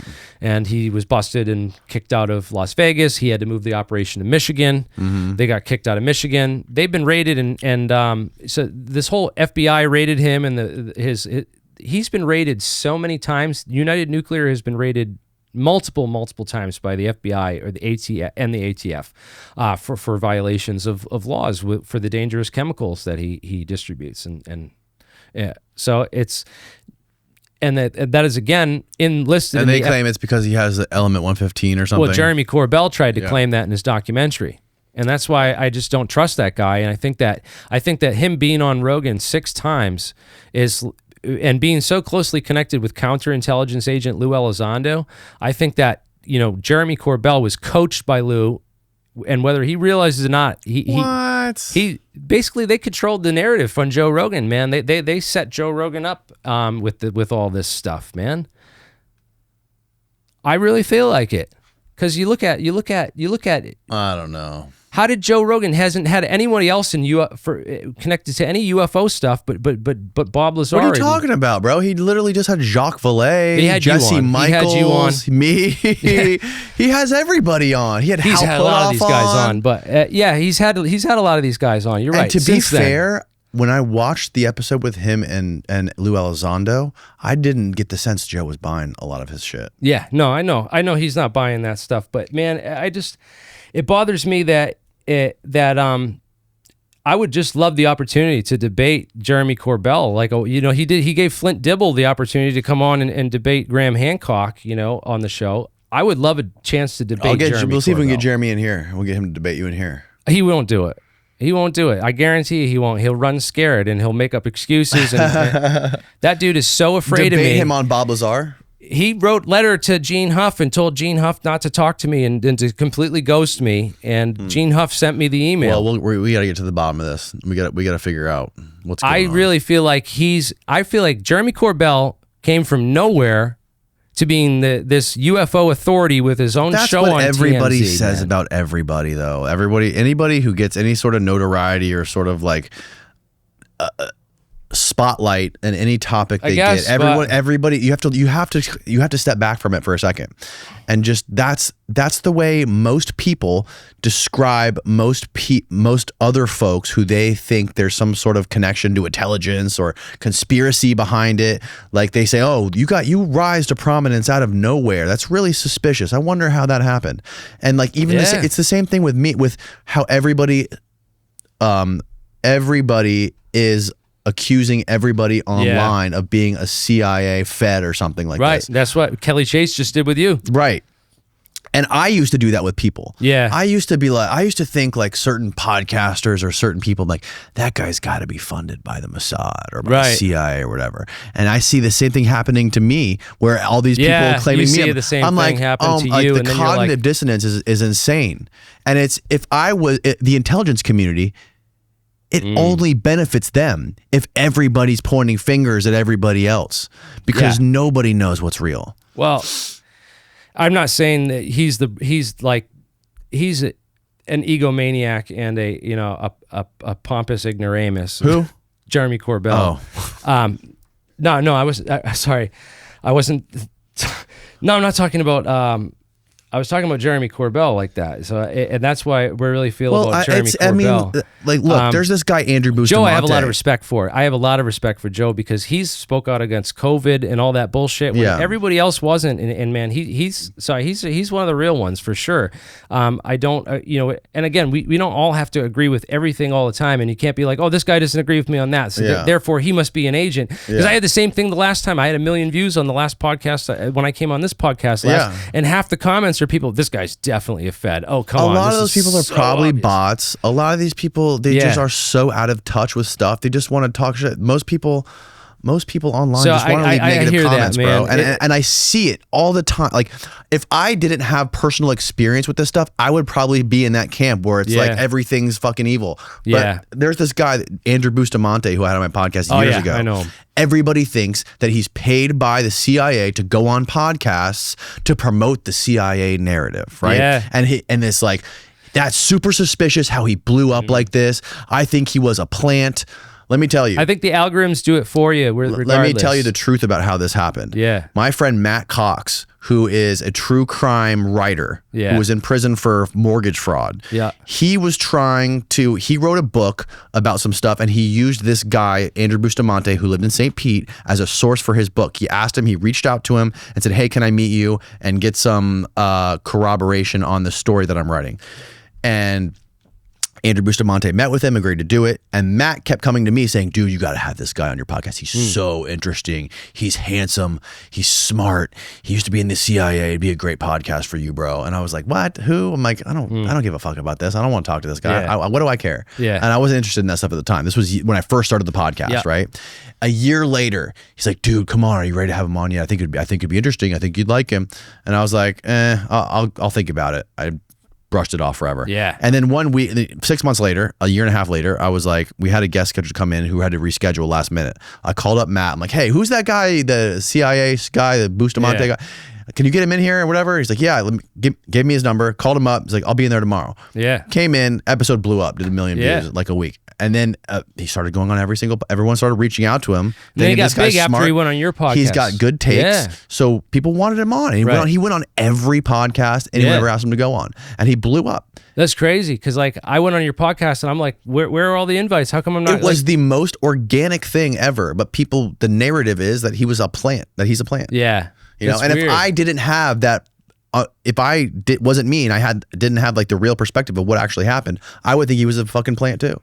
You know who else really blew up because of your podcast and then accused you of being a CIA agent and like it was Ashton Forbes, man. That was crazy. Because he had posted a comment on Twitter, like unhinged, saying like, he was saying like, I have the comment that I saved. This is like the last time I was like, I'm done with this guy now. Like, cause he literally said that it must be the intelligence community you're working for that set him up on your podcast with the Corridor Crew guys, right? So let's set that for the record straight. Who told you to have Ashton Forbes on your podcast with the Corridor Crew and bring those guys on with him? That was you, right? It was me. Yes. I contacted you and I asked you, I'm like, dude, I'm not an expert in CGI. Right. Like I'm not an expert in all this Before it came stuff. in, I called you and asked you your opinion on it. Yeah. And I said, for the record, any UFO person I ever have on this podcast, I always call Jeremy to get his opinion and to get his feedback on it before I have the person in. Oh man. You just blew up. You just blew the up. like when I recently had Greer on here. Yeah. I called you first and I wanted to. I wish you had asked him because his response to the 54 claim that they figured out anti-gravity in 54 and you pushed that a little bit and then he said, oh, it must be the Biefeld-Brown effect, and then he ended with it's classified. Yeah. Because it couldn't have been the Biefeld-Brown effect in 54, and I want to point that out because 1956 to 1959 Bonson Labs was funding Biefeld-Brown's research. So if they had already cracked this in 54, why fund it in 56? Right. It doesn't make sense. So his narrative falls apart right there. Mm-hmm. It's gone. John Lear's father was in the videos of the Bonson Labs footage. He visited the lab, saw those experiments. You can see Bryce and Cecil DeWitt from the 57 Chapel Hill conference. They're there. They show up at Bonson Labs, Right. and they're in the footage. It's in the archival footage from the 50s, man. Yeah. So they couldn't have figured it out in 54, man. This is why I wish you had that to hit him with, but it's too bad. The strange thing about Greer is his connection to Danny Sheehan. How Danny Sheehan, I think, represents him and Elizondo. It's weird how a Jesuit priest, a high-ranking Jesuit priest, is so embedded in. He's a priest? He's not a priest. He's a high-ranking Jesuit, like lawyer. And I don't know if he's a priest. He's a Jesuit. He's not Jesuit, a priest. right? He's a lawyer. Yeah, so maybe he's a lawyer. Maybe I got that wrong, but it's very interesting, like that whole connection, and I can't wait. You know what? I'm going to in the paradigm. He might be a priest. I don't know. Ask Grok. I don't fucking know anything anymore. I thought I'd heard that, but he's doing good work with the Paradigm Research Institute, and they're really trying to get this UAP disclosure stuff out because there's what we really need is the hearings on the science and stuff because, sitting there and talking about these UFO videos and Arrow, and it's all the wrong approach to the topic. If you want to get Congress interested in UFOs, you got to talk money, man. Let's talk dollar signs. Let's talk technology. Let's talk future jobs. What's in it for the American people? Is there an economy here? Can we declassify some of this stuff and get some jobs going? Can we boost the economy, man? Because groceries and gas and everything out there, it's a weird place right now to try to work and stay afloat, man. Paying $3 for a soda at the gas station now. Everything's so expensive. Well, did you see Trump's trying to get pure cane sugar back into Coke?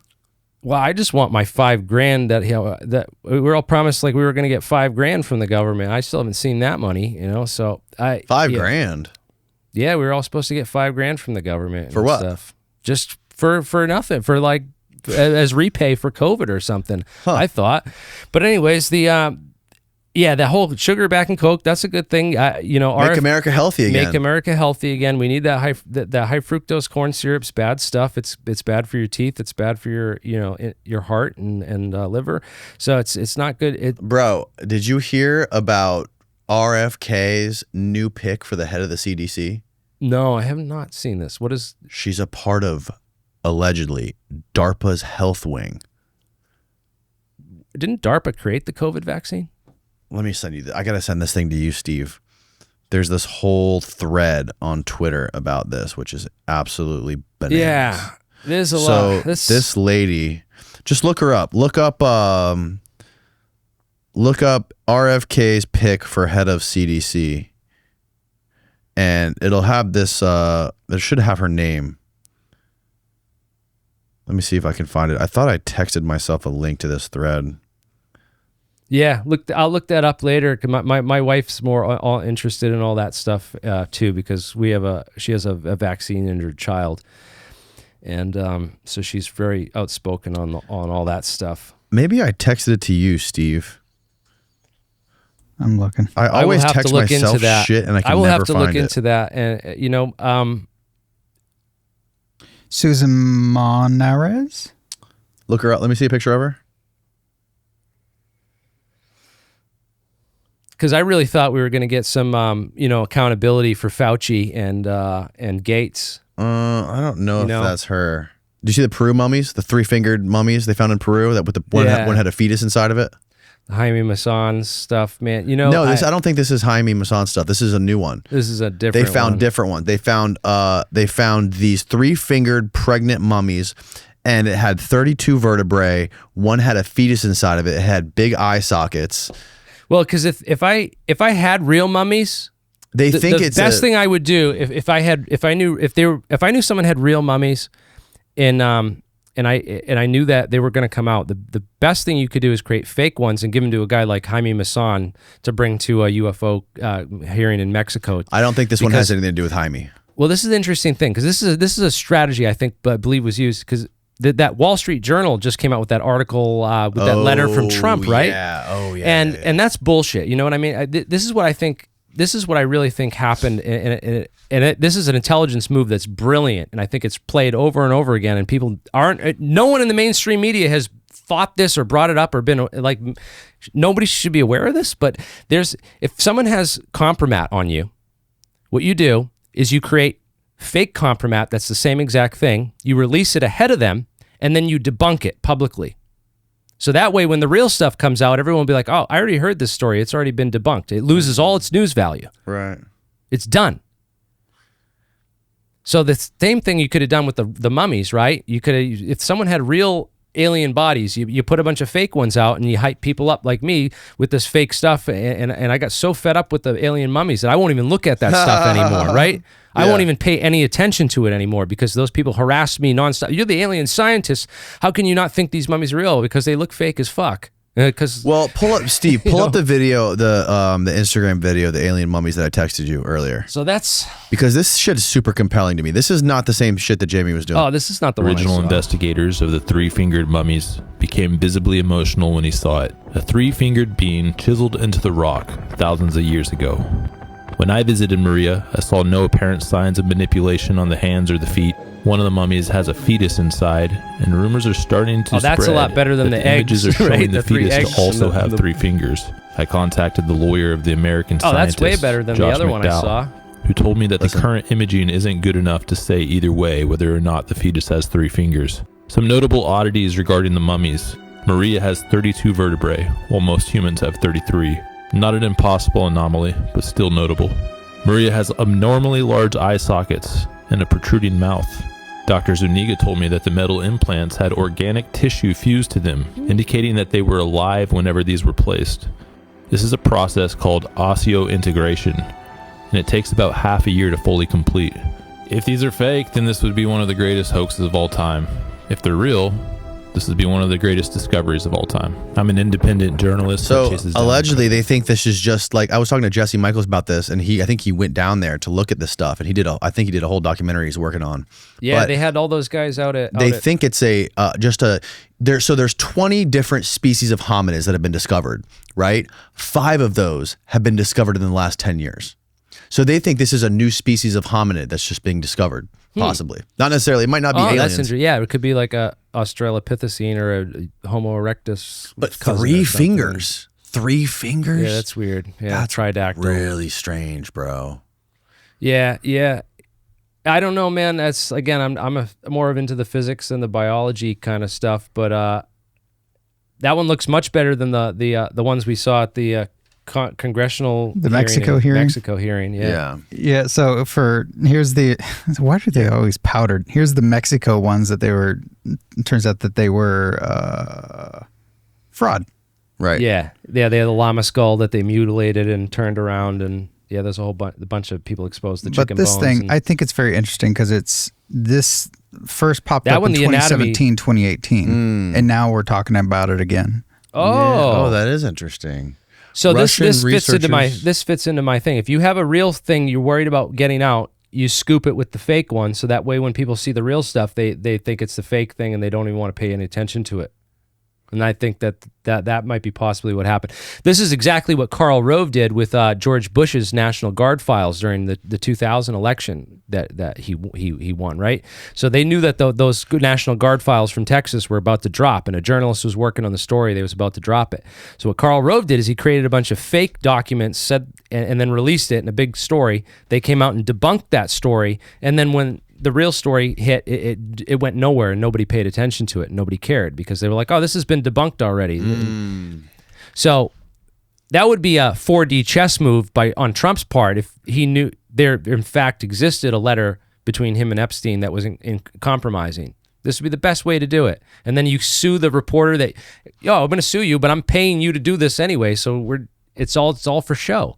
I don't know. That's where I think happened. Here's an interesting thing about the whole Trump thing, right? Elon he was the first one to basically call him out, right? About he's in the Epstein files and all this stuff. Yep. And he's still doing it. He even said Bannon's in it. So we know Trump sues anybody and everybody who talks shit about him. Yeah. Or says anything that's a lie about him in his eyes. Why didn't he sue Elon? Why didn't he sue Elon? Why is there that case that was thrown out with the 14-year-old girl, Katie there, with him and Epstein. The 2016 case? Yeah. Nobody's really talking about that. That's crazy. So, I mean, is it possible? Yeah, it makes a lot of sense that everyone in the whole system is compromised and under the same kind of under the same kind of umbrella, this octopus. I think that's the most likely scenario. Yeah. I think it makes sense with what Is we've it seen right now. possible that Trump called his lawyers when Epstein dropped all this shit, and his lawyers said, we can't do that because then they're going to call discovery, and they're going to have to bring all this evidence into discovery. Yeah. And you don't want that. Yeah. Is that possible? Or would it be sealed anyways?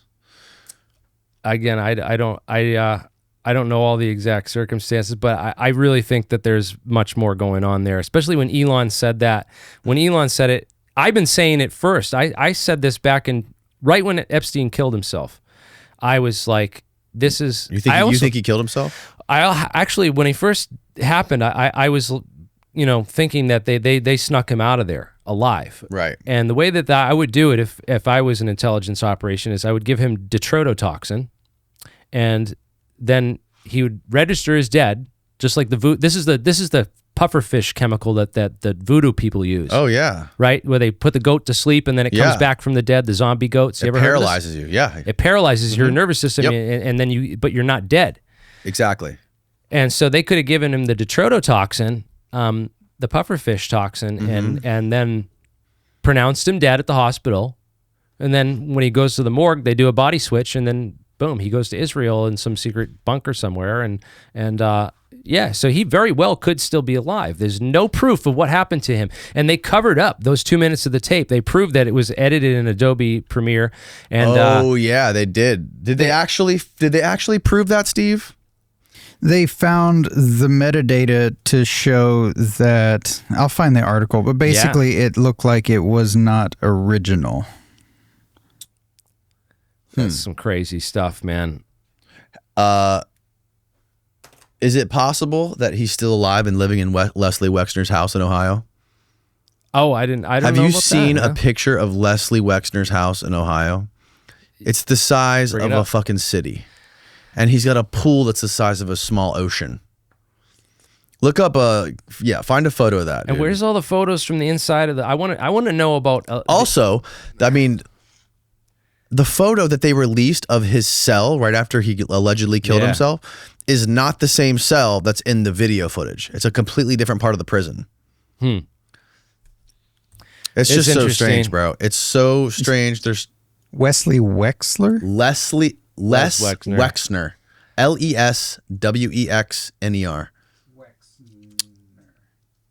His first name's Leslie. It's top left. That's it. That's it. Not Wesley. Okay. Yeah, that's it. Blow that bitch up. Why did it get crossed? He's like Lex Luthor, as what I call him. That's his house in Ohio. It's like a convent. It's insane. So Epstein could totally be there, bro. And then there's also all these, Israel brings in all these files to escape perjury, to escape their convictions there. Yeah. There's like all these articles of how Israel basically is sheltering people that have been convicted of crimes involving pedophilia. Just amazing that our Justice Department's doing the same thing. And right after he got convicted, he literally went to Israel. Yeah. He was in Israel the whole time. And then he shuttled all of his money to Israel as well. Yeah. And then gave Leslie Wexner, sent him like $54 million or something like this. How the hell did he get away with that shit, dude? Is this the video about the stuff being modified? Well, it's not a video. It's just showing that the metadata was definitely modified. Right. Likely. Yeah. Yeah. Again, that prison, something happened then. And when it happened, I was like convinced that, Trump was part of the whole Epstein thing. And I was saying that, that there's all these pictures of Trump with Epstein. Like, there is. I'm convinced that he's part of this, that he's down with this. And I had a bunch of close friends of mine that were like, dude, no, Trump's good. He kicked Epstein out of Mar-a-Lago. He didn't want nothing to do with Epstein or any of this stuff. I'm like, dude, he was at his house like 3 days a week, like in New York. And like, what? Who do I believe? But I had all these people telling me, my good friends of mine and stuff too, like telling me, don't pick that, just stay away from that. And I did. I backed off it. Maybe I shouldn't have, but people weren't ready to hear that back then either. So it's it's a catch-22 we're in, because like I said in the beginning, to Tim Dillon take that this country is basically pick your favorite pedophile.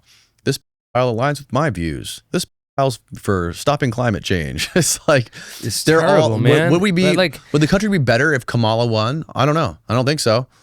No, I don't know. Is Trump's not doing anything that he said? I mean, he's continuing the wars, but the problem is he is it seems like, again, I'm not making any accusations, but it seems like he is just bending over backwards for Netanyahu.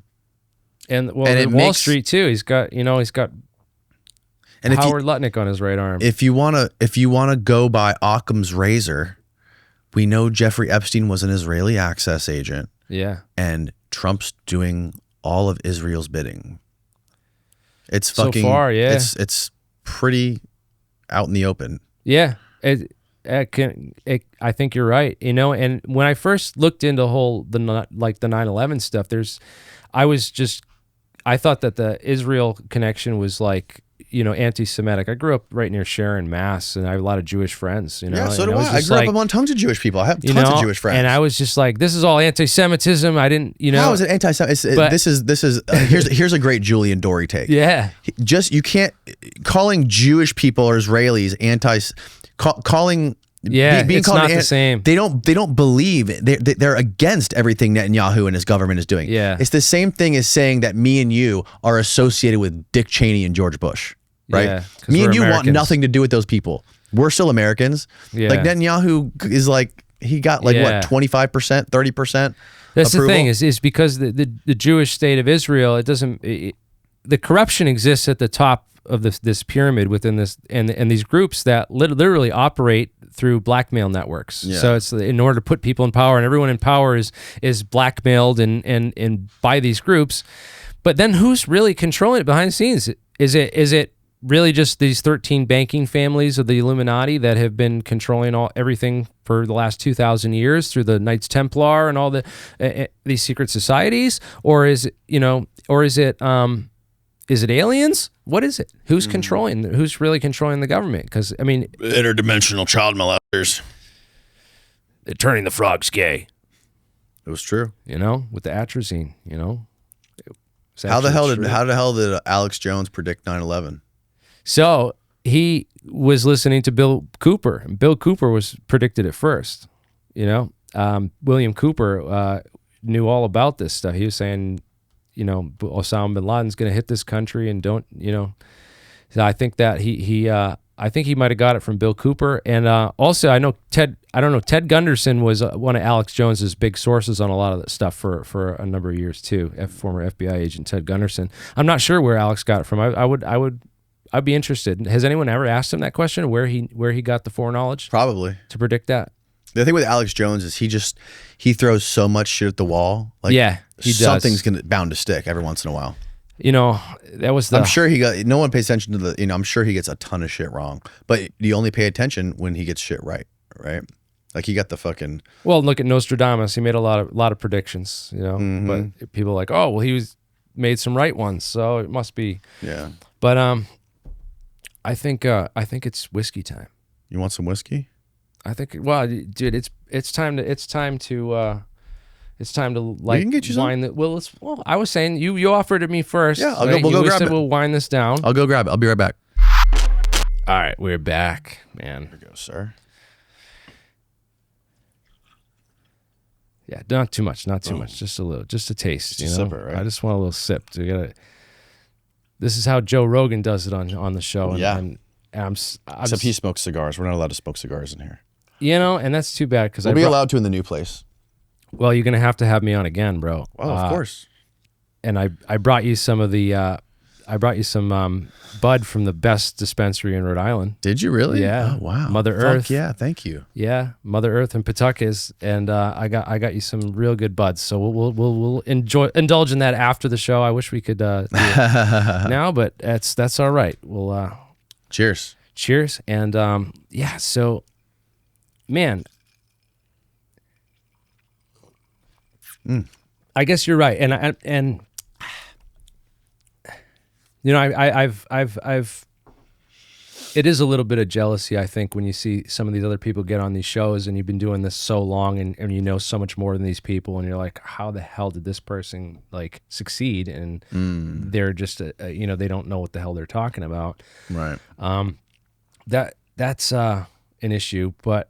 And then guys like we were saying about, getting accused of yourselves being people saying that you're a useful idiot, or that I'm a useful idiot, or that I'm a gatekeeper because I work with this engineering and physics group to basically vet and verify exotic technologies or free energy devices. And I guess it's like, so I could see how some people could perceive it that way, but at the end of the day, you need real scientists to verify stuff, because there's so many people making bullshit claims on the internet. How can you know that what's real or what's not without experimental verification and some sort of sounding board or authority to, obviously there's problems with that.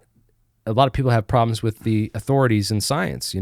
It's the topic of many podcasts. All the scientists are lying to us, the government's lying to us, all this stuff. So how do we find the truth in a world where everyone's lying to us, everyone's trying to deceive us, everyone's trying to give us bad information or lead us down a wrong path?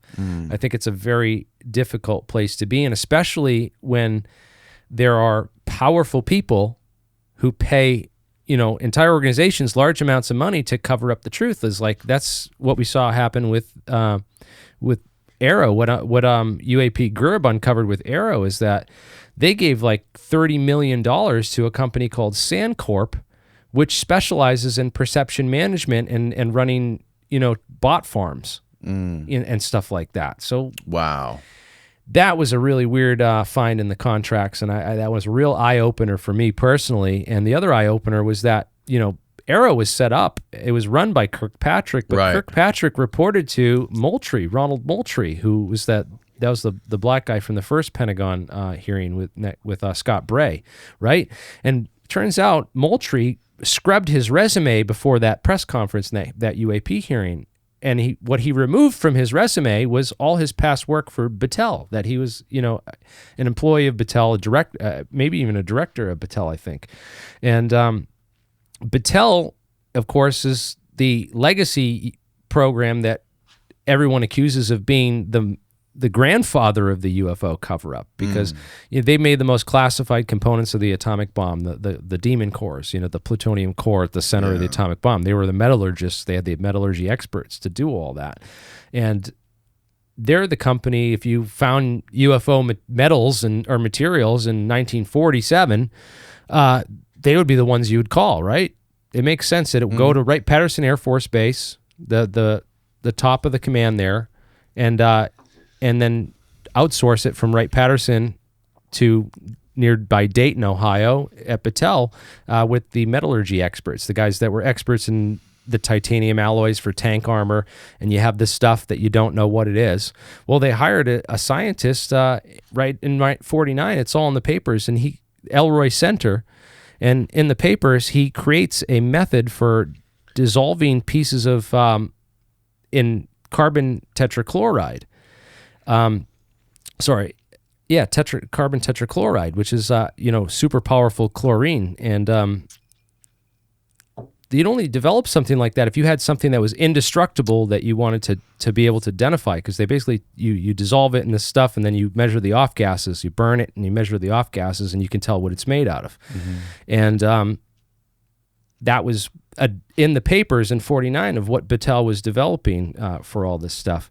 And Elroy Center told MUFON directors in the 80s that he was hired by Battelle to work on UFO technology and given pieces of metals which he thought were not from this world, which is crazy to think that this is somewhere. They're learning what they can from this stuff slowly through the scientists. They've figured out that, metamaterials, they figured out quasi-crystals. A lot of this nanotechnology is based on the actual quantum structure of how these things are put together, and they gain a lot of their properties for how they're put together. And a lot of the science from what I understand, how a lot of this more advanced physics works is really understanding the true nature of quantum entanglement. And that's something that, Bryce DeWitt, again, with DeWitt and Wheeler, John Archibald Wheeler, who was a metallurgist, did a lot of work for Battelle during those times. These guys were the foundational in setting up a lot of the framework of that early physics. That they came up with the idea to explain quantum entanglement. They came up with the idea of quantum non-locality.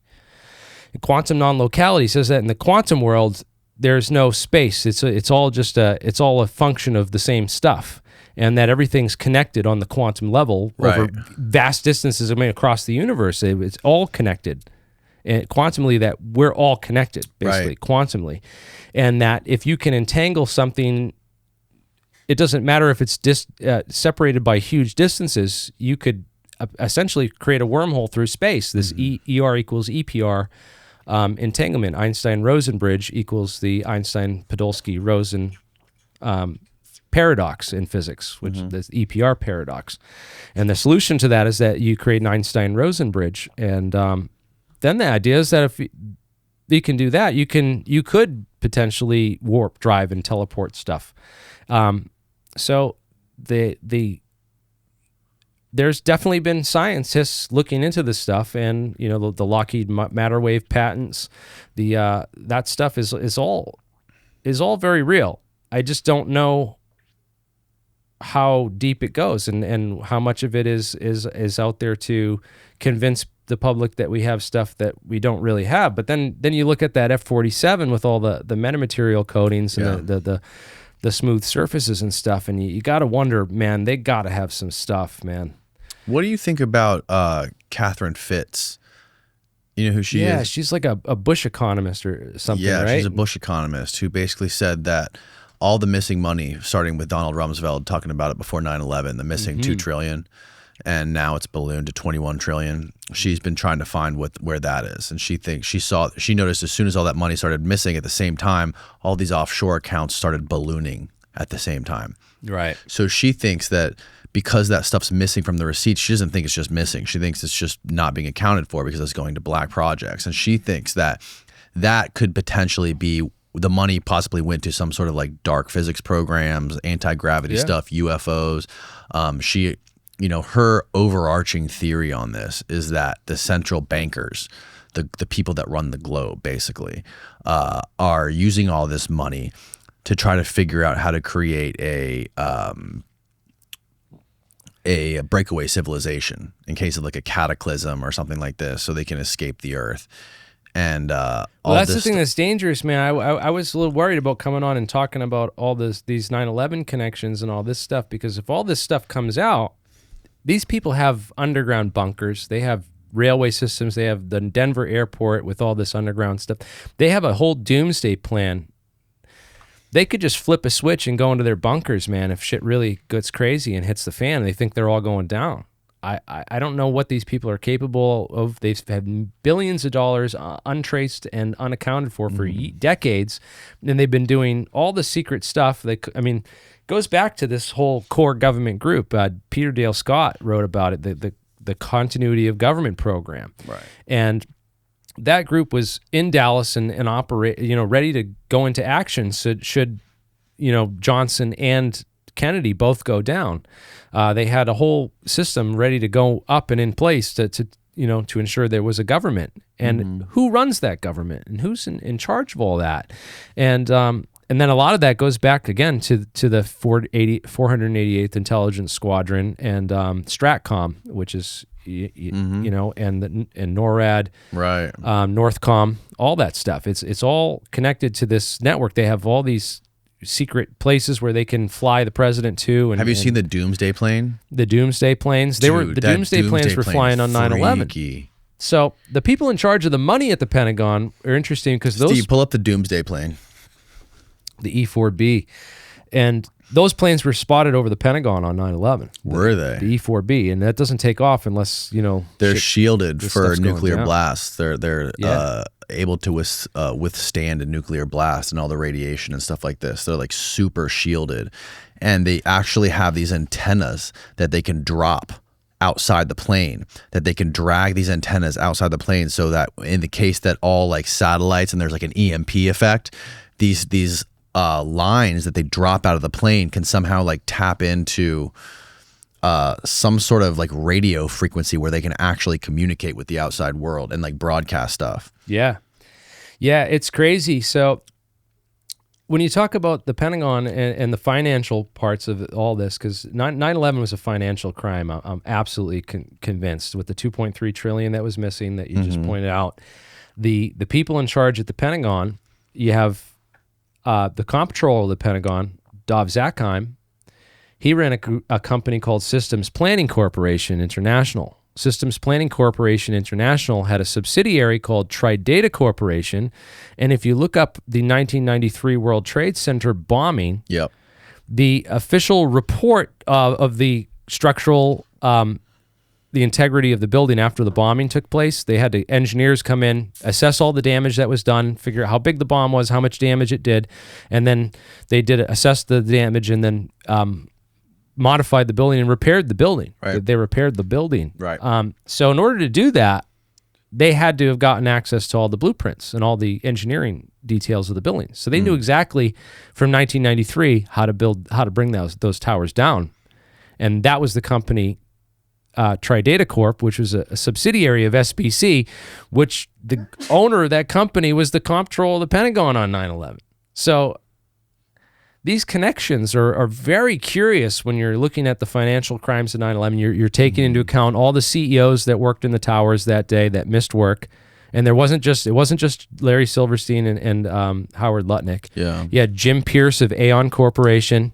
You had all three the leadership at Marsh & McLennan, which was the big one, because Craig Stapleton is the vice president, the president of Marsh & McLennan. He's a good. Friends with George W. Bush. They were involved in the Texas Rangers deal together. They're very well connected. You also have L. Paul Bremer, who misses work the day of 9/11 to go on MSNBC and tell everyone that Osama bin Laden was responsible, and also possibly Iraq and Iran. Very early on, before anyone knew what was going on, he's like the guy telling the whole official narrative on mainstream TV.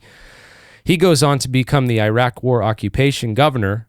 Okay, Bush had first picked, his first pick was going to be Bernard Kerik. Bernard Kerik was the New York City police commissioner on 9/11. So that's a whole another interesting rabbit hole, because Bernard Kerik is connected to, of course, Rudy Giuliani. They're the guys that hyped up Trump for January 6th. They're the ones that hyped up January 6th. They were the Kerik and Rudy Giuliani were the two main cheerleaders for the whole January 6th thing. And then Rudy Giuliani's got all these weird connections because he started out as a New York City prosecutor, okay? And the last case that he prosecuted for the state of New York was the state's case against BCCI, the Bank of Credit and Commerce International. Right. Epstein's connected to them. Which is, of course, the whole Iran-Contra network. Yep. That Epstein was connected to. Yep. And then, so who's in charge of the prosecution against that case? Rudy Giuliani. That case fails. It doesn't go anywhere. Rudy Giuliani quits the prosecutorship and he goes to work for a law firm called White & Case.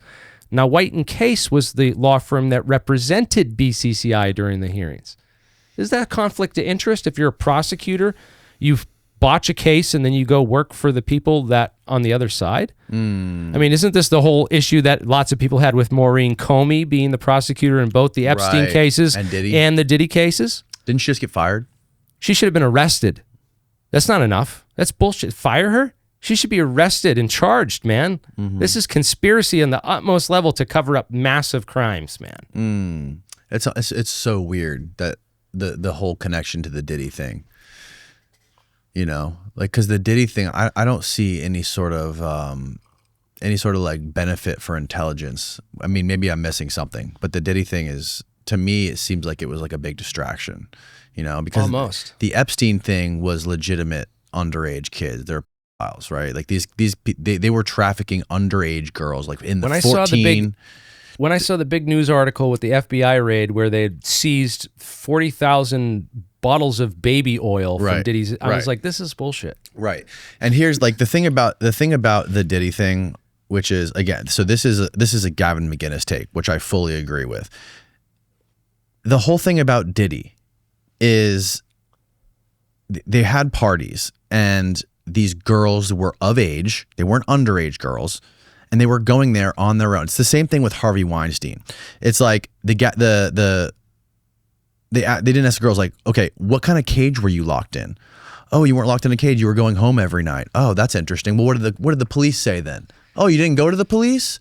Like, get the fuck out of here. It's like people looking for attention after the fact. Diddy was doing this shit. I don't care what fucking male prostitute you had to drink off his back. Like, I assumed you were doing all that stuff. Like, show me an underage girl that is forced into having sex with somebody, and then I'm pissed off. Then you murder them and bury them under the prison, right? Yeah. If it's some Jeffrey Epstein type shit. But the Diddy parties, like, get the fuck out of here. I don't want to hear about that. Yeah, if it's consensual and it's like these are people that are trying to get they're in Hollywood. They're trying to climb the ladder of wealth and fame. Yeah. It's like the Harvey Weinstein thing, another Gavin McInnes take, which I think is unpopular, but it's great. Slavery. It's like what was the lady who accused Weinstein of making her blow him? She's like, he made me suck his because if I didn't, I wouldn't get the role in the movie. Well, what would you do if Harvey Weinstein said, suck my and I'll give you a role in the movie? Well, I guess I'll find another trade. Guess I won't be in a bunch of movies. Yeah. You know? Right. You have that choice, right? I guess, you know, you could sell your soul, sell your body. But prostitution's illegal. And there's a certain aspect of like, where it's almost like a modern day slavery. It's like they're taking these poor people that want to be part of this, bigger group and get out of their situation, and they're taking advantage of those people. Mm-hmm. It's for shitty. An opportunity. It's not the best thing, but it's not as bad as blackmailing our politicians who write our laws and run our country. That's a whole nother level of corruption and evil. Mm-hmm. That takes a whole nother level to then use that compromat to manipulate, politics and manipulate world affairs. You know? Yeah. And public opinion is not doing for as good as Israel is in espionage, and the Mossad being the number one intelligence agency in the world and being so effective at doing everything they do. They really are bad at PR, because the public sentiment against Israel right now, the discourse online, it could never be worse. It's never been worse, in my opinion. Yeah. I don't know how much of it's bots. I don't know how much of it's organic. A lot of it does seem inorganic, but like, people are more aware now than ever of all of the things, every way that America is bending over for Israel, like sending them billions of dollars every year, not making them register as a foreign agent with their lobby in Congress, and not telling them to stop blackmailing our politicians. Yeah. And Trump, he is like, it's so out of character for him, because he's usually able to like take the temperature of the public, and he can read the people and on any issue. But it seems like with this Israel issue and this Epstein issue, he's like just deaf, blind, and dumb to it.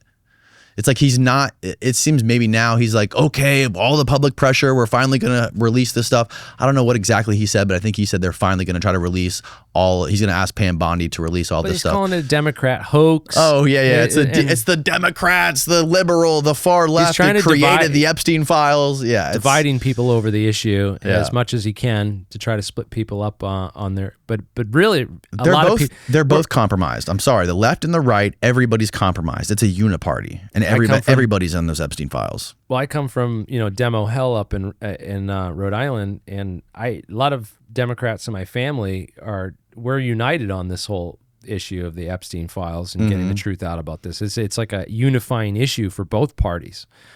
So the fact that he's trying to divide, he's just divided his whole base up. Even Tim Pool and Alex Jones, they're all like.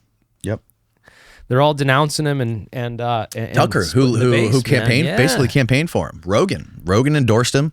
Rogan's calling it out. Rogan's questioning it. I mean, Tucker's doing great work with Kurt Weldon on and having all these Did you see the interview that he did with Ted Cruz? I didn't see that one yet. No. You got to watch that one. That one's pretty eye-opening. Yeah, huh? I have to check that out next. Yeah. Yeah, Ted Cruz basically said that like his number one goal in Congress was to support and push forward the goals of Israel. Wow. Yeah. Well, it's sort of crazy how where all this stuff ended up, and definitely Israel was involved with Robert Maxwell. They were key to his whole.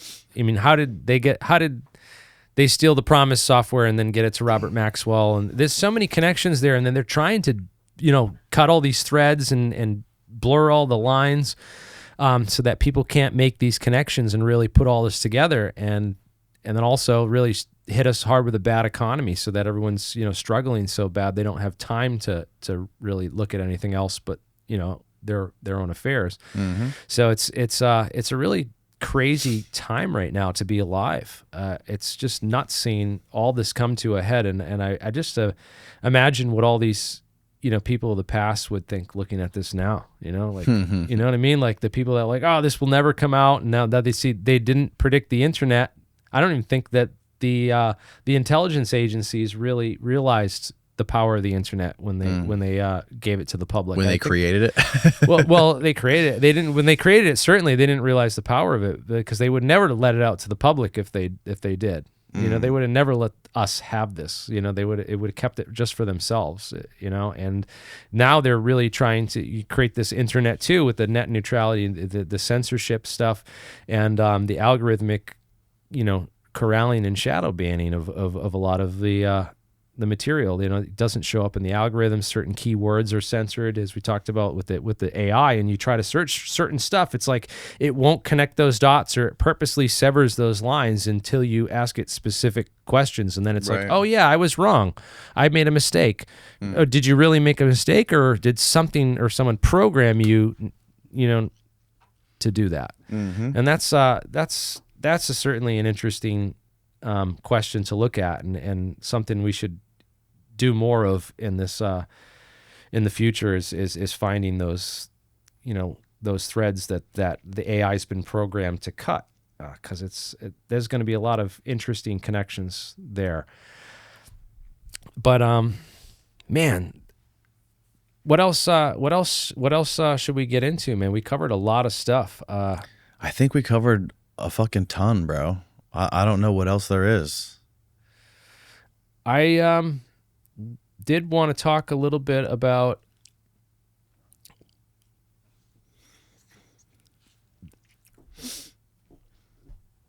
what happens if someone in my group, right? I have all these engineers and physicists who working with private investors to try to produce anti-gravity or free energy devices.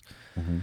What would I do tomorrow if, say, someone in my group cracked this stuff and we're like, dude, we got it. We figured this out. What do I do at that point? How would I get that out to the public without it being suppressed or without getting whacked? Without getting whacked, yeah.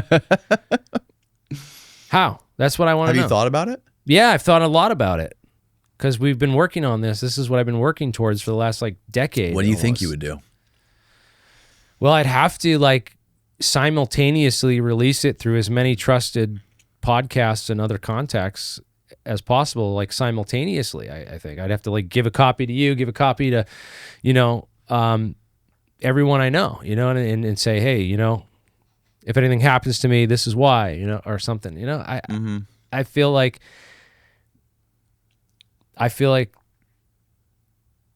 it might happen. What happens in the next couple of months if we get a successful experiment in one of these things? How do I bring that out to people and show it? Isn't there some sort of law that exists to where the government can claim ownership of some sort of new discovery or some sort of new scientific revelation? Yes. So the Trading with the Enemies Act, it's also there's a law called sorry, I'm drawing a blank. I need another get some of that truth serum. All right. So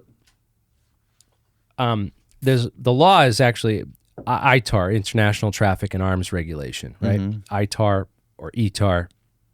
And it's export control technology. You know, it's export control laws is what it's basically. It's like you're not allowed to export classified details of technical information and stuff. Of course, if we found this in our labs and created it in our own lab, it wouldn't be classified, so to speak, right? Right. But there are still laws that exist. They can come in and scoop in on something like that and say, no, this is too dangerous to let out. We're gonna put the kibosh on this. And actually, you know, what's interesting is that all of our national labs have patent holding companies that operate. And so, like, if scientists working on our labs make a discovery, they can capture those discoveries or patents and hold it inside these holding companies. Right. And all of our national labs are managed by Battelle Memorial Institute. They manage most all of our. I think there's one. Lincoln Labs, I don't think is managed by Battelle. There's a couple other ones that aren't, but most all of our national labs, like Oak Ridge, Los Alamos, Sandia, they're all managed by Battelle. And so if someone discovers something remarkable or revolutionary at these labs, they're going to come in and scoop that technology up and suppress it. Right. And so that's why we'll create this independent group of scientists, and we'll try to figure out as much about these technologies as we can and see if we can't replicate this in the public domain and get it out to the public so that, we can get the ball rolling on disclosure and declassification and stuff. Because, man, I really want to live in a future where my kids can go to other planets and they have something more to look forward to than, living in this world where we treat children the way we do. Yeah. If you think they're covering up all this secret stuff and they figured out a lot of it, why do you think they're still hiding it? What do you think they're what do you think their goal is? Their goal is, of course, like from a strategic standpoint, is, the same reason that the Greeks didn't disclose, the Byzantines didn't disclose the Greek fire, right? They didn't. The Greek fire is still a secret we don't really understand or know. What is the Greek fire? Greek fire, look it up. It's this substance. They think it was a refined petroleum oil, like gasoline or kerosene mixed with some other things. But they don't know the exact recipe, and they were never able to figure it out. But the Greek fire was the Greeks and the Byzantines used to have this. Flamethrowers, ancient flamethrowers. Can you find a description, Steve? And I think it had very similar to gasoline because it would float. It was very effective against ships at sea because the fire would float on top of the water and it would burn on top of water. So the exact composition of Greek fire remains a mystery, but it's known for its ability to burn on water and the resistance to extinguish with water. So that's an example of ancient technology that was classified, and is because it was so secretive, it's currently unknown. Right. For war. It's for war purposes. Yeah, it's for war, man. It's in Sun Tzu. This is the art of war, man. You got to outsmart your enemy, and you got to have something they don't have, and it's all about the information control. But you don't think these things like the Tic Tac and these videos, like these Go Fast videos and all these things, you don't think any of this stuff's military tech?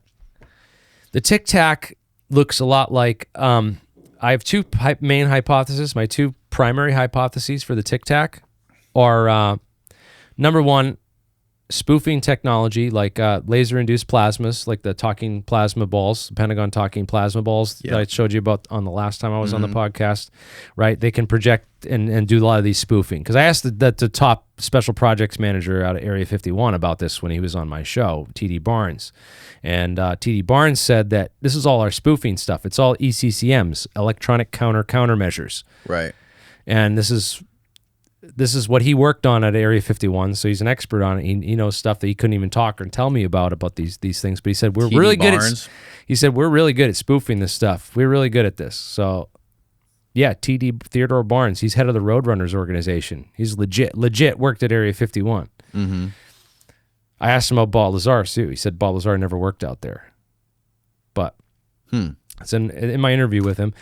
But he thinks that they're plasma spoofing balls. That's what he worked on, so that's why he'd think that, because he has that's what he worked on. Okay. So he's biased towards. So right. I have other guys that worked on aerogel, like my friend Josh Bertrand, who thought that these were aerogel craft with the aerogels and the aerostats, basically. Yeah, and the last time you were here, you also showed us the patent for the cube inside the sphere. That's Project Palladium. This is what Ryan Graves talked about seeing and flying next to. Right, which is interesting. That was the East Coast. He was on the East Coast, and he explained how him and his the guy he was flying with in a formation, they were flying wing to wing, and they flew right past this thing, which was a cube with a sphere inside of it, or a sphere with a cube inside of it. And they went right past it, and they didn't even see it. Interesting. Again, they have spoofing and visibility technology and all that stuff. The other option I have for like a similar shape to the and also the time period that the Tic Tac was seen in the operating location, right?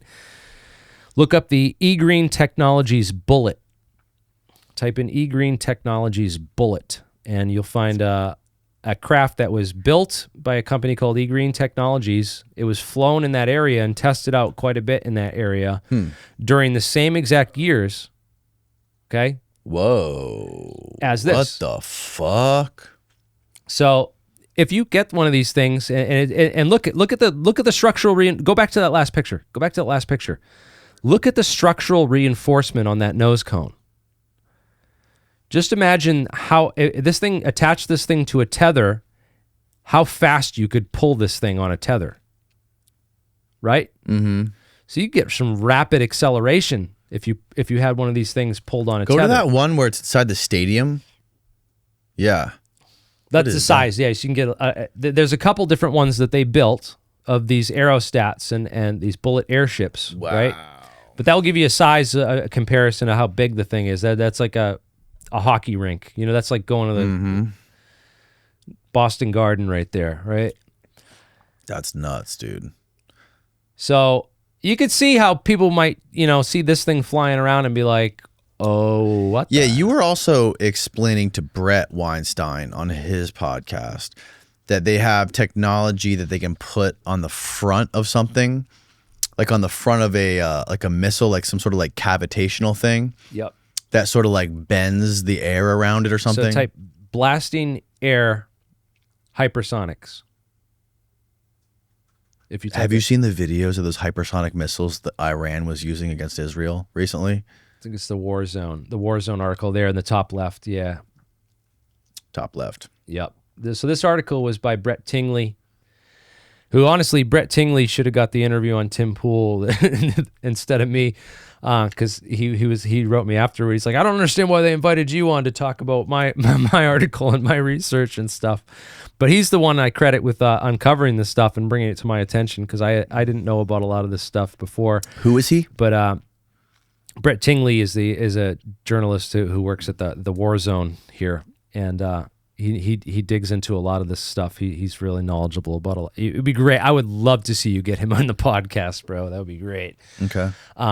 But this patent in the article is by a guy named Kevin Kremer, and these guys worked with Lake Marabou, Dr. Lake Marabou, who was the guy from the Star Wars SDI program. He got recruited out of Rensselaer Polytech to work on some of the early Project Skyvault stuff, which was microwave propulsion. They would shoot they had these microwave lasers that the Navy built, and they didn't quite know what to do with them, but he'd come up with this idea of some tests and so Dr. Lake Marabou had started this whole company doing all this stuff, and he worked with a bunch of other people, Kevin Kremer and also Dr. Franklin Mead, who's heavily involved with a whole bunch of classified stuff with Hal Puthoff and all these other guys. So there's these scientists are under NDA until 2027. They can't even talk about this stuff. He published a book in Canada called LTI Lightcraft. You can find the book if you look up LTI Lightcraft. The book came out in Canada, and the DOD literally went and bought every single copy of the book. They just bought them all out. Like, no one's buying. Like the same thing they did with Operation Darkheart with Anthony Schaefer's book, right? Anthony Schaefer had the book Operation Darkheart, and the DOD went and bought out every single publication copy of it, and then they made him republish it and redact everything. And the parts that they made him redact out of his book were the part where he talks about how he briefed Philip Zelikow on Able Danger. What's that? Able Danger was the terrorist tracking program that was what should have identified that did identify all the terrorists, and should have stopped all the 9/11 terrorists. It should have stopped 9/11 in its tracks. Was Able Danger program. So, yeah, it's kind of crazy. I sorry for these side details while we're talking about other things, but it's just interesting. This is not out of. I mean, you look surprised and you're like, the DOD went and bought out every copy of this book. No, they've done it many times with classified stuff that they don't want getting out. This technology was featured on a 1997 television program called Future Fantastic, which involved Gillian, what's her name from the X-Files there, the girl from the X-Files? Gillian Anderson. Gillian Anderson was in this. And they bought it. They took this off the air, and they bought it out, so it's proprietary. So if you repost it on the internet, you'll get it taken down and flagged, and like it's totally censored now. Wow. But from '97, they were like they came out with this show called Future Fantastic, and they were like, these are the technologies of the future. We're going to be flying around on these light ships that are going to be pushed around by light and light energy, and it's all going to be light craft. And they were like, basically saying that this was going to be the future. And then they're like, no, wait a minute. We're just kidding. Wow. Here's your airplanes and your helicopters. And yeah, it is pretty crazy when you think about it. Like, we're still flying around the same fucking airplanes that we were flying around in the 50s. And we haven't improved these technologies at all. Like, there's so many technologies, like just like the idea of propulsion, like sucking in air and then blowing it out the back. It's like all these years have gone by. Just think of how much we were able to advance since the Civil War to when we dropped the nukes on Hiroshima. We were firing fucking muskets. We went from firing muskets to dropping fucking atomic bombs in less than 100 years. And since then, we haven't figured out anything else, it seems like. Yeah. Even like Apollo, like the Apollo program. We figured out how to get to the moon in the late 60s, early 70s, and then that technology just vanished. So back in the 90s, this guy Kantrowitz with a K came up with this concept called the Kantrowitz limit. And it was for the scramjet. The scramjet was like going to be this super hypersonic, like this was going to be the best jet engine they could ever make, right? And this was like the ultimate in jet engine technology. Yeah. Kantrowitz did all the calculations, all the technical data, and crunched the numbers, and he came up with this limit. And he said, we'll never get above Mach 5, maybe Mach 8 with this scramjet technology. So forcing air through a jet and pushing it out the back, it's not the way to go in the future. And so they said, well, what is it? It's these surfaces. If you can do that, you don't have to worry about this. And so that was when I believe the technology focus shifted away from the jets became the thing of the past, and they were pursuing it from that point on in secret, a lot of these super surfaces, which again, the F-47 is based on a lot of this tech, Wow. So that's where we're at. Publicly, I know there's much more going on in the private sector. There's even stuff that I've learned about I just don't want to talk about. Why? It's crazy stuff. Too crazy? Some of it's crazy. Some of it I have talked about, and I'm like, like the hafnium controversy is one thing that it blows my mind, because the hafnium controversy, if you look that up, it's this isomer that can basically, it's a gamma ray mirror, and if you can create a gamma ray mirror, You can create a gamma ray laser. And if you got a gamma ray laser, you don't need nukes. Because I can just fry you through the earth with my gamma ray laser. Through the earth? Yeah, just point it at wherever I want, any target, and it's just going to fry it completely. What do you mean through the earth? It would, the gamma rays go through everything. Oh, and they're shot out of satellites? They're shot out of. This is the idea behind this is again goes back to Wheeler's work and Teller's work on the hydrogen bomb, and also the Project Excalibur idea. Like I remember I mentioned the Project Excalibur. They had the nuke that would go off inside this thing that would basically take the energy and focus it and shoot it out of a. Yeah. And that whole shell inside there, that's the classified component of the Excalibur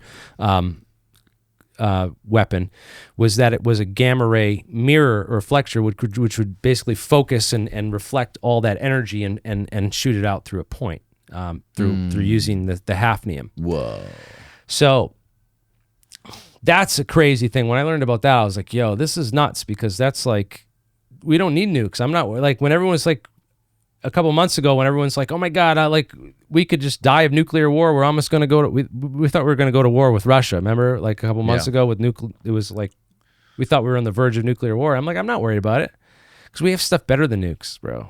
Like we have technology that goes beyond this, and the technology that's going to come out when they have that, if they have teleportation or any of that stuff, I mean, they're going to, there's going to have to be some sort of regulatory agency over who has, access to certain technologies and stuff, man. Yeah, we got to be worried about nukes, though, because the only countries we don't really fuck with are the ones that have nukes. And the other thing I won't talk about is the Havana syndrome weapons. So the you know what I mean, the how to actually build them and how they work. So that, remember that guy that was caught right here in Florida? That guy, there's a Russian spy caught in Florida with one of these devices in his car, the Havana syndrome weapon. What? You didn't hear about this? When? You didn't hear about this? No. Look up the Russian spy that was caught in Florida with the Havana syndrome weapon in his car. How long ago? Probably 2 years ago. Did you see the podcast I did with those dudes, with the guy, with the Russian guy, and then the Harvard guy, Len Baer and Robert Duncan? Oh, it was a podcast with this dude who was experiencing Havana syndrome. A Russian spy, Vitaly Kovalov, was arrested in Florida 5 years ago, 2020, after a high-speed car chase, and during his interrogation, an FBI agent later suffered symptoms consistent with the Havana syndrome, a condition linked to potential directed energy weapons. Kovalev, who was exposed as an undercover GRU officer, was found with devices that could erase a car's computer data, including GPS records, along with a Russian passport and other suspicious items. The FBI agent, referred to as Carrie, described experiencing severe symptoms, including a high-pitched drilling noise in her ears, which she believed was caused by the weapon linked to Kovalov's alleged espionage activities. Yeah. Holy shit. I'm surprised that's happening in Florida. I know. You're right here, man. This was man. in the height of the pandemic. How'd I hear about this and not you, man? It's because I'm tuned into this kind of stuff and a little bit more. Yeah, they buried that story. But yeah. Scroll down. 60 Minutes. The original news article, when it came out, it showed a picture of the weapon. Key West. Key West. Yeah. They showed a picture of the thing, but it's since been censored. But let's see this guy's face. Yeah, he looks like a dope. Keep going. He looks like this dude I ripped me off for a job recently. Wow, what is this? Kovalov had he was a high-level chef in New York and had catered for the rich and famous, all while being suspected of being a Russian spy. Wow. Yeah, crazy, huh? That's nutty. I never heard about this. Well, I'm glad I can share something about your. That's wild. And it happened right here in Florida, which is even crazier that you didn't hear about it. But yeah, so that stuff is probably the last thing I'll leave off with is the Havana syndrome weapon stuff. Did you know that Lou Elizondo, the people that were tortured by him under the torture program reported being tortured by an invisible weapon No. They said like this guy was not allowed to sleep. He said every time he would sleep, he'd get hit with the Havana syndrome weapon, that they'd have this invisible weapon that would mess with him. So they look up microwave auditory effect. Microwave auditory effect. So this was discovered in the 60s, I think 68. They found this. They had this microwave dish, and one of the soldiers was standing in front of it and was like, "I hear this clicking in my ear. Why do I hear the clicking in my ear? But if I move, I don't hear it, and I stand in front of the dish, now I hear the clicking in my ear. What's going on?" Voice to skull stuff. This is the voice to skull technology. Yes, this is when they figured it out, and a lot of those frequencies are basically resonant frequencies which resonate with biological structures within the body. So the microwave auditory effect, the Frey microwave hearing effect, is because it's the doctor was Is this what we're looking for? That's in this the video? scientist. Yeah, Dr. Frey was the All right, scientist. check it out. Yep. Cornell University. There it is. You know when a video looks like this, it's legit. Yep. Cornell University and a contractor for the Office of Naval Research discovered in 1958 that the auditory system responds to electromagnetic energy in a portion of the radio frequency spectrum at low power densities, well below that necessary for biological damage. The human auditory system and a table radio, he said, may be 1 order of magnitude apart in sensitivity in a portion of the radio frequency spectrum. Fry proposed stimulating the nervous system without the damage caused by electrodes. He wrote 2 papers, Microwave Auditory Effect and the Applications, and Human Auditory Response to Modulated Electromagnetic Energy. Dr. Fry's work had obvious implications for covert operations. He synchronized pulse microwaves with the myocardial rhythm of a frog's heart. The heart stopped beating. Dr. Fry had perfected the induction of heart seizures by beamed electromagnetics. He microwaved cats and found that stimulation of the hypothalamus had a powerful effect on emotions.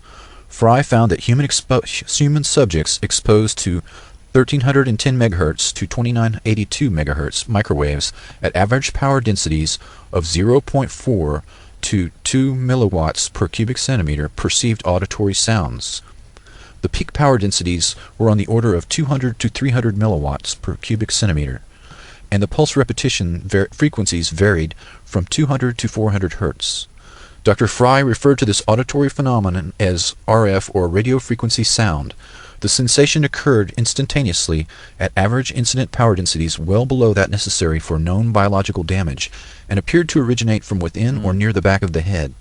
Fry was reluctant to experiment on humans, but others, particularly paperclip scientists, were not.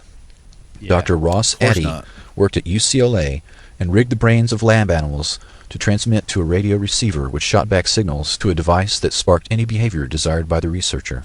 Dr. Addy worked closely with émigré Nazi scientists after World War II.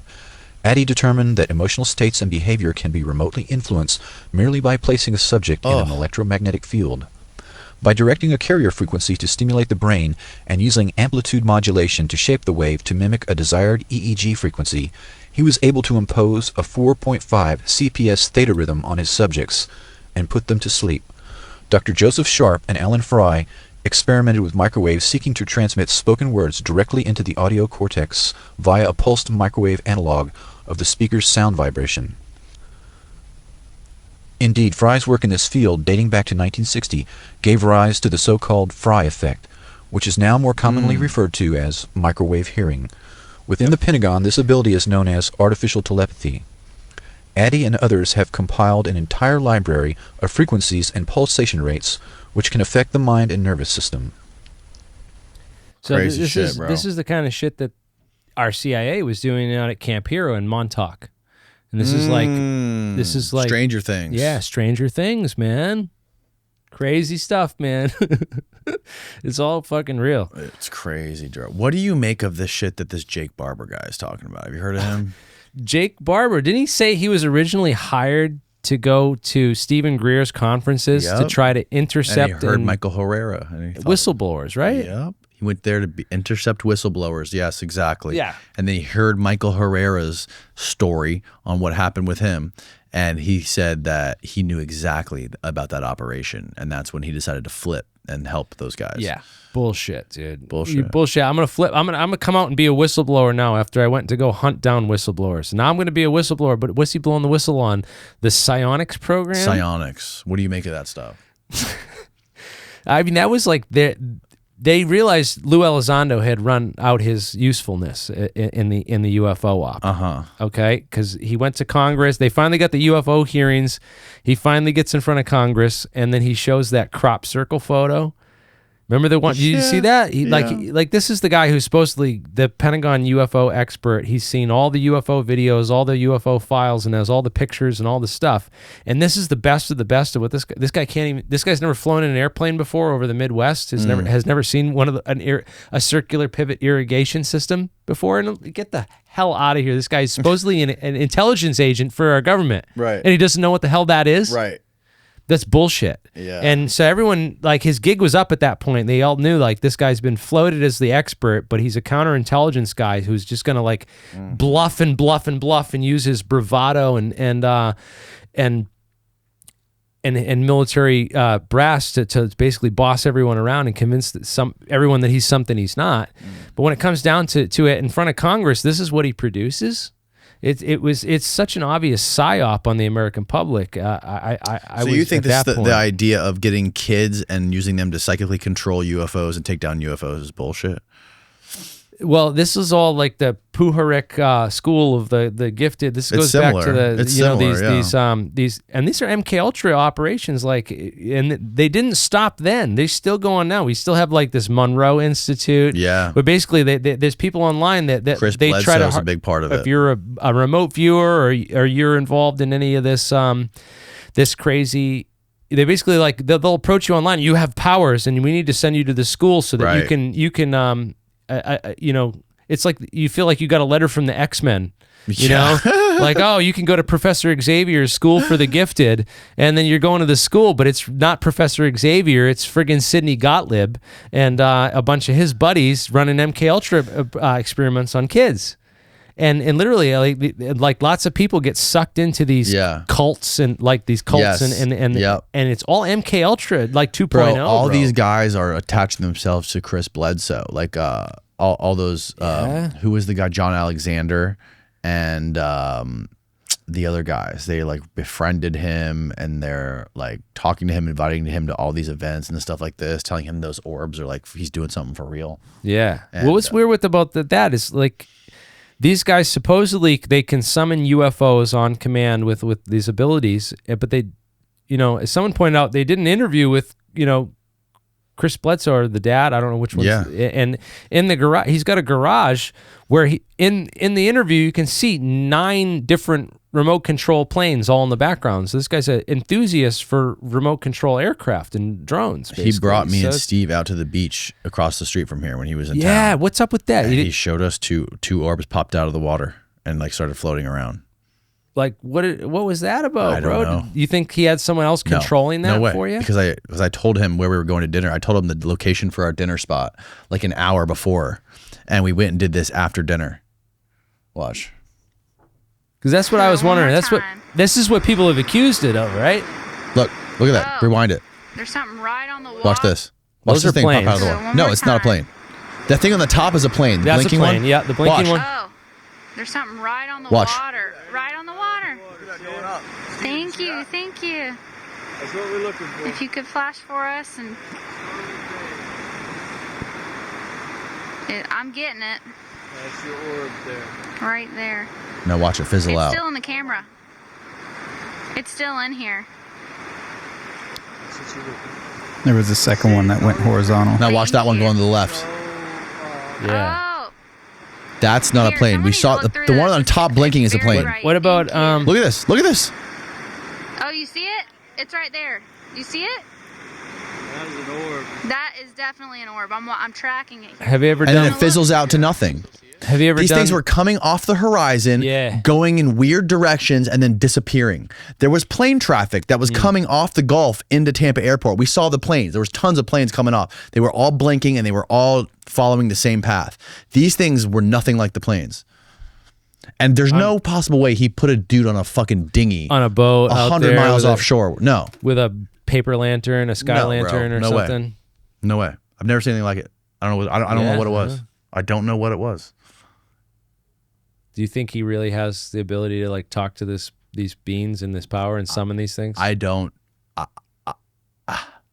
That's wild. That's far out. Man. I don't know. I don't know how to. That's weird because I can't. That's the stuff I can't explain. That's the stuff that really interests me. I know for a fact those things aren't airplanes. Right. And I know for a fact, unless like this guy's super sophisticated and flew in like DARPA people to come with him and like pull this psyop on me and Steve. But it took like an hour and a half before this thing showed up. We were sitting on the beach for like 2 hours. Really? Yeah. And after an hour and a half of him like meditating and praying to God for these things to show up, they showed up off the fucking. Maybe I just didn't do it long enough because I've tried this before, but I usually like give up after like a half hour. Yeah. And we did the same thing. We actually with him. No. With the UAP hackathon on the USS Hornet. Out in out in San Francisco. I was there a couple weeks ago with Jesse Michaels and Danny Sheen. And were you really? And everyone went up to the top deck of the aircraft carrier, and we all tried to do a CE5 event. We all tried to summon one of these things, but nothing showed up. And then people started flying their own drones around after a while because everyone was bored. And then they eventually kicked us all off the ship at like late. Wow. But yeah, I did that like with bro. But I've never seen one. Chris man. Bledsoe. So I'm so jealous. He films them on his phone every day. He posts them on his own Instagram. I'm so jealous. I don't know what they are. It could be some DARPA satellites. Who knows? Hey man, you know, listen, I'm a scientist. And I'm an open-minded one. I try to keep an open mind to everything, but I'm really skeptical and I'm really like curious. So I would love to see this and bring some experts down if he'd be willing to do it for me, man. Yeah, I'm sure he would. Great. That's nuts, dude. I've never seen. I've never like really seen a definitive thing where I'm like, that's a UFO. And you know what? I'm so jealous because my family went down to this point and they go and see him down in Rhode Island. There's a spot down where they go and watch him. And I got to go down there one of these nights and go see it. But apparently they test them on like Tuesday or Wednesdays. And I got to go down there one night. I just haven't made it. But man, I say like we know a lot and it's important to listen to the scientists, and I rely on a lot of other scientists for knowledge too, because I don't know the answer. I rely on subject matter experts that do. And this is what the government does. This is what DARPA does. DARPA will, and our government, the Pentagon's brain will literally use companies like MTSI. I don't know if you've heard of them. MTSI. They'll basically a collection of subject matter experts, which they'll consult for, if they don't know about this, they'll get they have this collection, this database of all the subject matter expert scientists. So they can go and call these people up and ask them about. And I kind of have the same thing. If it's material science, I call my friend Michael. If it's theoretical physics, I call David Chester on the phone. David Chester, I had him in. He was great. Yeah, so I have like this collection of individuals that I've met that are just like the top of their fields and stuff. And it's good to do. That's the way that the government does it. It's a good strategy because at the end of the day, you have answers, but you could find the best in the world. They might have a better answer, and then when you put it on the internet and get everyone's opinion, you might find someone else is like, well, did you know about this? And you're like, oh, so. Man, so much information is able to. I honestly, someone asked me, is like, dude, you've been like doing all this work with these scientists and all this stuff. Why haven't they killed you yet for what you do? And I honestly think that like I've opened up new doors for them. They're like, well, they're kind of like stonewalled and blocked from really getting deeper into this stuff. But I think that like they look at APEC and the stuff that we do, they're with like great interest because they're like, oh, wow, like now you're getting fresh brains in on this stuff and getting new ideas and getting more information on stuff. And that's really what I'm about. And at the end of the day, it's going to help humanity. It's going to help us all. And we all have to share this planet together. And it's all about sustainability. Like, we can't continue on this current path we're going of waste and the way that we use energy and the way that we create energy, because all our energy comes from dead plants from thousands of years ago, from fossil fuels and stuff. So we need different forms of energy. We need different forms of propulsion to get us off this planet. Because obviously, rockets work cool, but they're not getting us to Mars. I don't know if they're going to. Elon, I've watched Elon. Elon has commented on that Leak Marabou stuff. Someone asked him actually about that direct, using the microwave propulsion stuff, and he just said that they've looked into it, and that the costs outweigh the benefits for right now currently. That it's just cheaper, it's easier, it's more economical and effective to just use chemical rockets and with SpaceX and everything. That technology is not there yet. Doesn't know if it will be. But at the point that it does change over and does become economically and more bang for your buck viable, then SpaceX might actually look at it and stuff. So, I would love to talk to Elon and pick his brain, man. I would love to sit down and have a conversation with SpaceX about all this technology and invite them to APEC with our scientists and stuff, because my buddy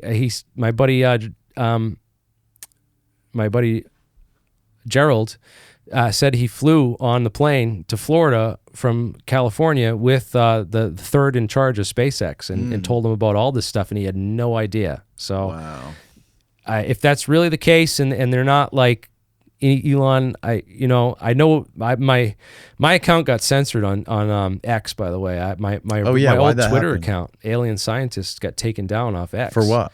And I got targeted by I was going through a lot of shit the last 2 years, man, and I was pretty angry at a lot of stuff, and I think that they had a lot of these AI bots that they targeted on me, and one of them was this. I don't know if it was a real person, but this MMA fighter like threatened me and my family and all this stuff, and I flipped out and I said a bunch of shit back. I was like, I'll kick your ass, and then they reported me for violent speech and oh shit, immediately taken down. And I got my account back for like 2 days. I appealed it. I appealed it, and I got it back. And then they took it down again because I had another account. They said I had violated terms of service because I had created another account. Well, my account was suspended, but that's not true. I just used an old account that was not related that I'd already created. But I don't know. If anyone knows anyone at Twitter that can help me get that account reinstated, an X, that can help me get my alien underbar scientist. You gotta be careful, bro. You can't engage with people on Twitter, bro. On X. I know. You can't engage. You just gotta disengage. Just post it and then fucking ignore. I know. Ignore all the bullshittery.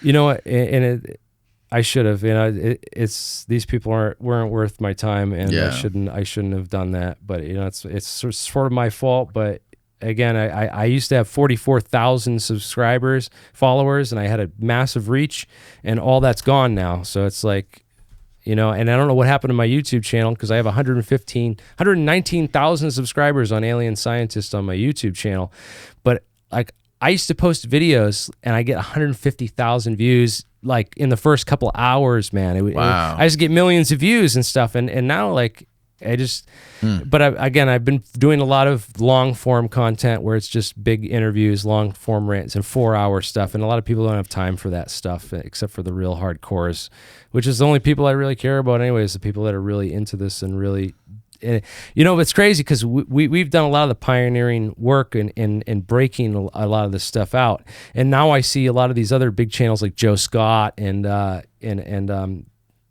Tech Files and even Y Files recycling stuff that we've done, like topics that we've covered. They're able to like create these really nice, well packaged videos. I don't have the capability I don't know how to do all that stuff, man. I'm not like, that's not my wheelhouse, Yeah. So I've seen the people that do have that ability take a lot of my content and a lot of my research and materials, repackage it, and then they get millions of views on their channel with it, which, I don't care about my recognition. That's not what I'm do this for. I care about the information and getting, good information out there and battling the bad information and disinformation so that people can have better information. This is your channel, Alien Scientist on YouTube. Yeah. Yeah. That's what I'm about. That's the T.D. Barnes interview right there. Oh, sick. The last one? Cool. That one right there. That's Theodore Barnes, man. That guy is head of the Roadrunners organization. Like, who is that? That's not you on the left, is it? That's me on the left. That's you? Yep. It's a couple years ago, man. It looks like you had like a crazy tan going on. Well, we'll link this below, and anything else other than your YouTube channel we should link? Altpropulsion.com. Altpropulsion.com. Those are my buddies, Tim Ventura and Jared Yates, doing good research and work on the APEC community with bringing all the science together on this, and if you are interested in getting involved in the discussions, we have the APEC conference, we have the APEC open mic where anyone can join and just throw whatever shit you want against the wall. You go ahead. That's what we created that for, because we had too many interruptions in the conference with just nonsense stuff. So we created another space just for that stuff, and for the more wild ideas. And then we have the alt propulsion stuff is that's our baby right now, is just trying to go after the technologies. If there's classified technologies that can benefit all of humanity, then we don't want them in the hands of a couple elite pedophiles. Right. I want you and me to be flying around in this shit, bro. Fuck yeah. I need my own UFO. Right? Why does just Jeffrey Epstein get to have one? Shit. Jeremy, thanks for coming, bro. This has been an amazing 4-hour conversation. We've covered every conspiracy under the fucking sun. Almost. We'll link it all below. And thanks again, bro. This has been amazing. Thanks for making the trip down. I really appreciate it. Thanks I for always having enjoy me, talking bro. to you. It's great to be on again. And yeah. Good night, everybody. Hell yeah.